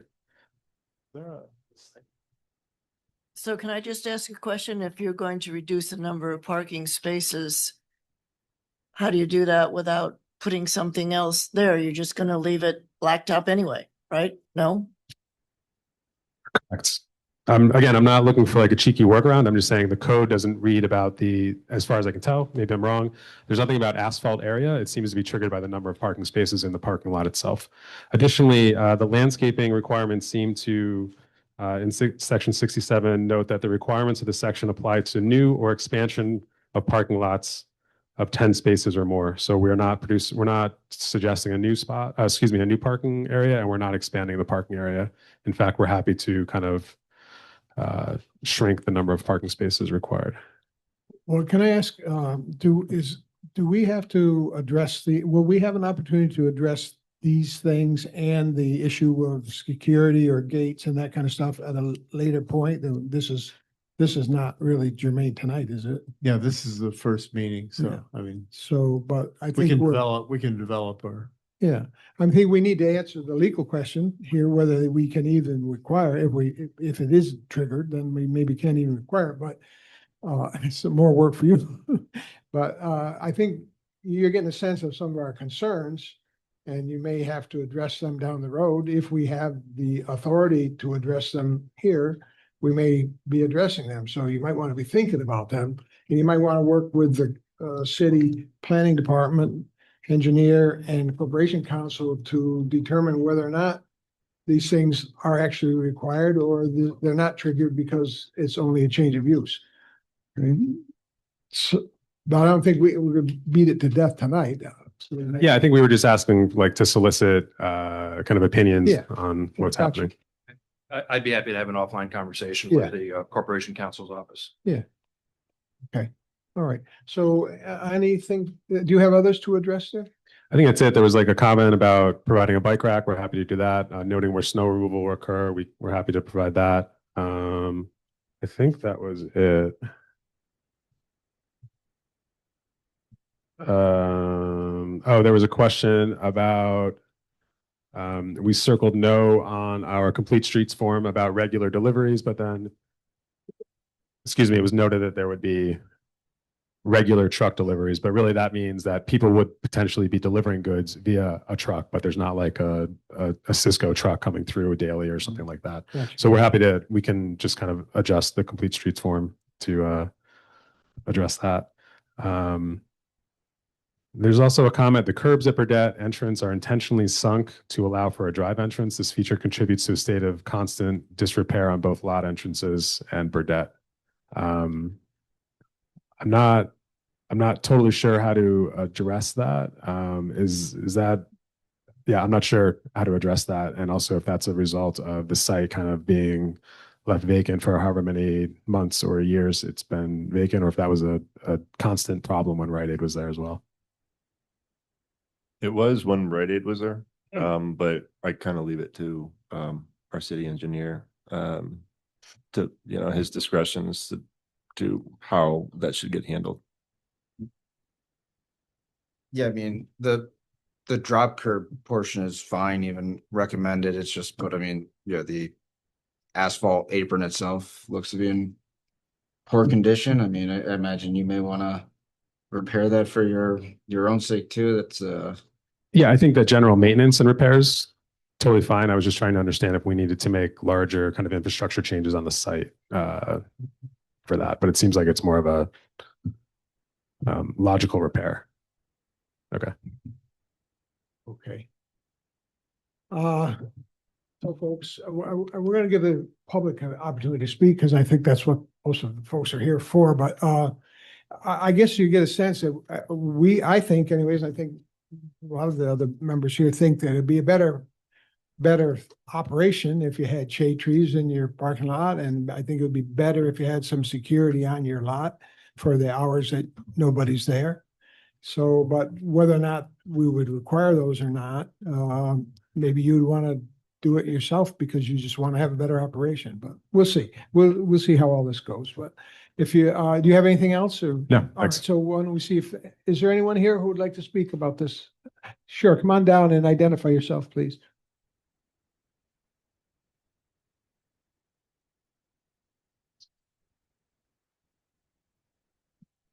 Good evening. My I name pull is. it right down. Oh, okay. Yeah. Good evening. My name is Gina and this is my husband, Joe Gorman.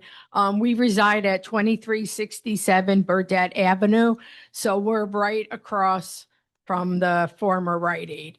My concern is I agree with Jim and a couple other people. I know you're going to discuss it later on, but I think a fence would be good because I feel like people knowing it's a free store after hours, if you're saying you're not accepting couches or beds, I still think people are going to drop them off there.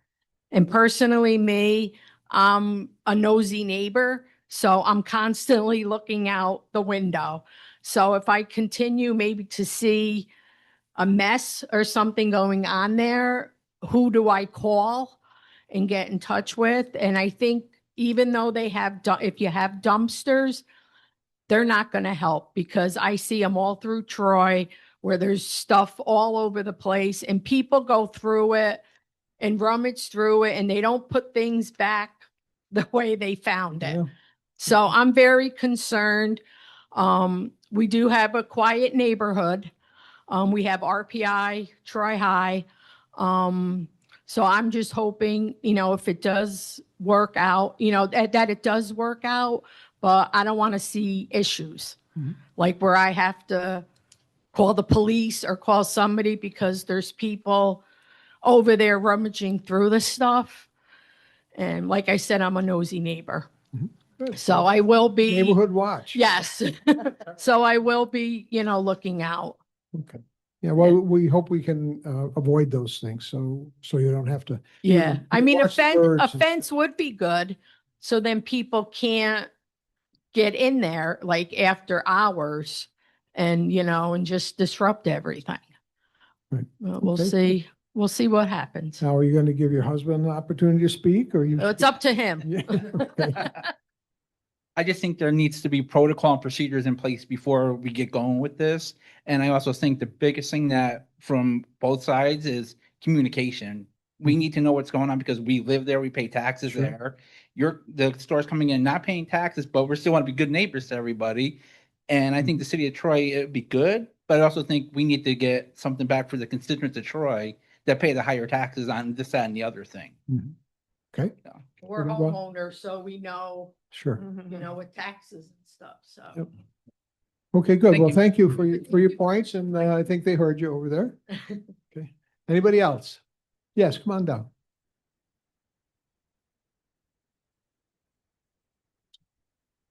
Good evening. Hi. My name's Joyce Lloyd, and I'm the director of the Free Store in Bennington, Vermont. I'm a retired school administrator who hates waste. And I will tell you from my experience, we've been open since December 2024 in Bennington, that this is a gift to the city of Troy like you would not believe. People are desperate to find responsible ways to get rid of things that they no longer need. Many people are trying to stretch their dollars or are struggling to just get basic necessities that they need to send their kids to school properly dressed or to take care of their family members. So that is all I have to say. Okay, good. Well, thank you. Is there anyone else to speak? Yes, come on down, please.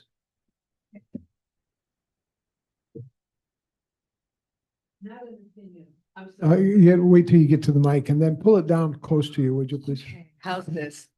Yeah. Is that all right? Yeah, that's good. I was just wondering and listening to what you were saying, why do they have to plant trees there? I mean, Rite Aid didn't have any trees. There's no determination has been made that they have to. It was discussion of whether or not it would be a better operation if they did. If they did do that, though, we're going to be looking at the law to see if they have to. But so that would be one determination. And if the law says that they have to, then they will have to. But if the law doesn't say they have to, then we may still ask them if it's something they'd be willing to do.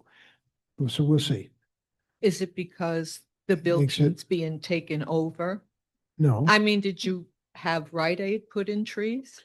The zoning code was updated and development after a new zoning code, it just follows the new regulations.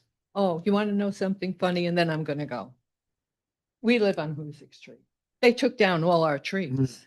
And now you want them to put trees someplace else? Yeah, well, I think it has to do with the. I know, it just seems Black- ironic. I'm not Yeah, I agree. I'm not They criticizing. did it on my street too. So, Yeah. Okay, that's it. Thank you. Thank you. Anyone else? Was it Troy? My name is Leo Carroll. Hi, Mr. I live Carroll. I live at 286 without woman. And I concur, I think, some sort of a gate would be good. Putting just a chain across it, to me, will do nothing to the community. And wouldn't look right either, probably. Yeah, but they have a nice black fence surrounding that building now. If architecturally you could make it blend in with that, I think that would still keep the appearance up and accommodate what we're concerned about. With all due respect, I don't know how you're going to control later hours and people dropping stuff off. Okay. All right. Thank you, Leo.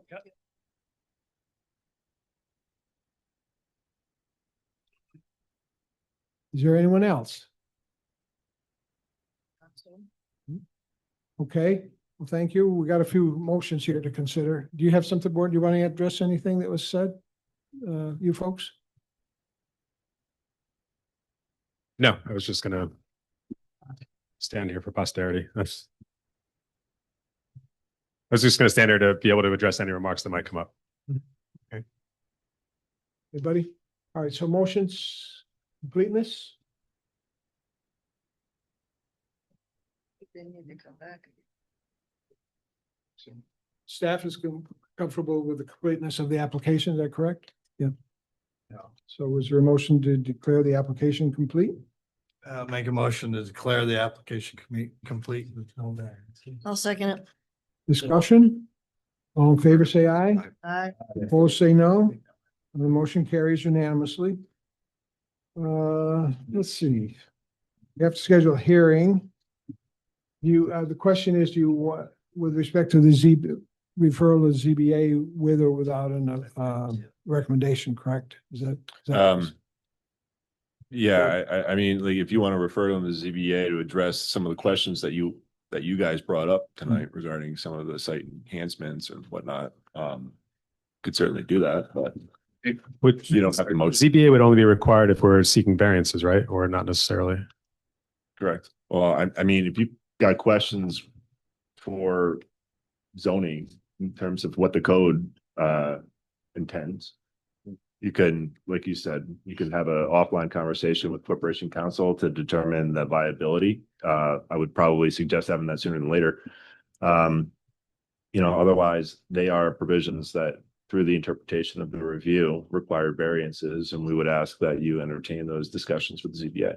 So I think since would have already missed the submission deadline for the next CBA meeting, allow us to have those conversations with Corporation Counsel, come back to this board for the public hearing, and I think we can either agree that the requirements don't apply, or if they do, see if the applicant would be willing to make whatever required modifications there are, and failing both of those options, approach the ZBA at that point, once all parties have confirmed that we would in fact need a variance.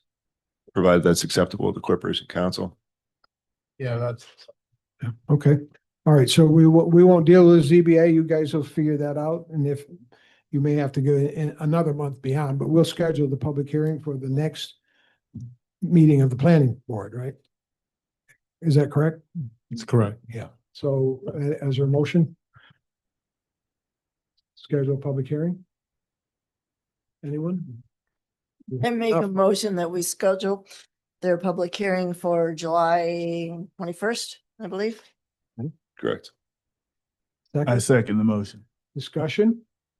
All in favor, say aye. Aye. Opposed, say no, and the motion carries unanimously. Thank So, you. Okay, good luck, good night. Just, Take care. sorry, one more thing, Mr. Chair. Yeah. The actions of type 2 action under secret, we believe that was in the referral letter as well. Would it be appropriate this evening to have the board declare the action a type 2 action? That would be, Sure. it is a type two. Yeah, I mean, Yes. yeah, It's, we haven't always No, categorized them. No review is honestly, but- required. Yeah, Yeah. I mean, scheduled it in some The board can, if it wants, declare that it finds the proposed action to be a type two with no further review required. and that would be just for the record pursuant to 6 NYCRR 617.5 C18 for reuse of a residential or commercial structure. Okay, is there a motion? Make a motion to declare as type two action, with no further action required under seeker. Second, I'll second the motion. discussion? All in favor, say aye. Aye. Aye. Opposed, say no, and the motion carries unanimously. All right. I'm sorry, one more question. So would there be any You're done. referral? You read it? Would there be any referral required under GML 239M, given its location relative to Hoosick Street and the fact that this is a site plan review, or is there an MOU with the county that would? Doesn't that have to be within 500 feet or something like? Would 500 feet of a state highway is Hoosick Street, Well, it's 500 feet of the county, of the city line. or I county or could be in state the wrong, highway? I could be in the wrong section here, but I mean. It's also, city or state line is one of them, but I think also a county or state highway is another trigger. And if Hoosick Street is a state highway, I think that would trigger the referral. It is. That's another thing that we could take offline, and if in fact it has to go to the county. it can Yeah, be done. usually that's just a notice that goes. You're right. And then the county planning board just waits, or actually probably the planning director just says no further review. Right, I would assume it's likely that there'd be no intermunicipal impacts as a result of this. Just want to make sure that if that has to happen, it happens before the July meeting, so the board can act in July if it would like. I'm not aware that it has to happen, but I could stand to be corrected, so. Okay, very good. Thank you. One more thing? No. Okay, any other business come before the planning board? If not, we'll entertain a motion to adjourn. I'd like to move to adjourn. Is there a second? Second. Discussion?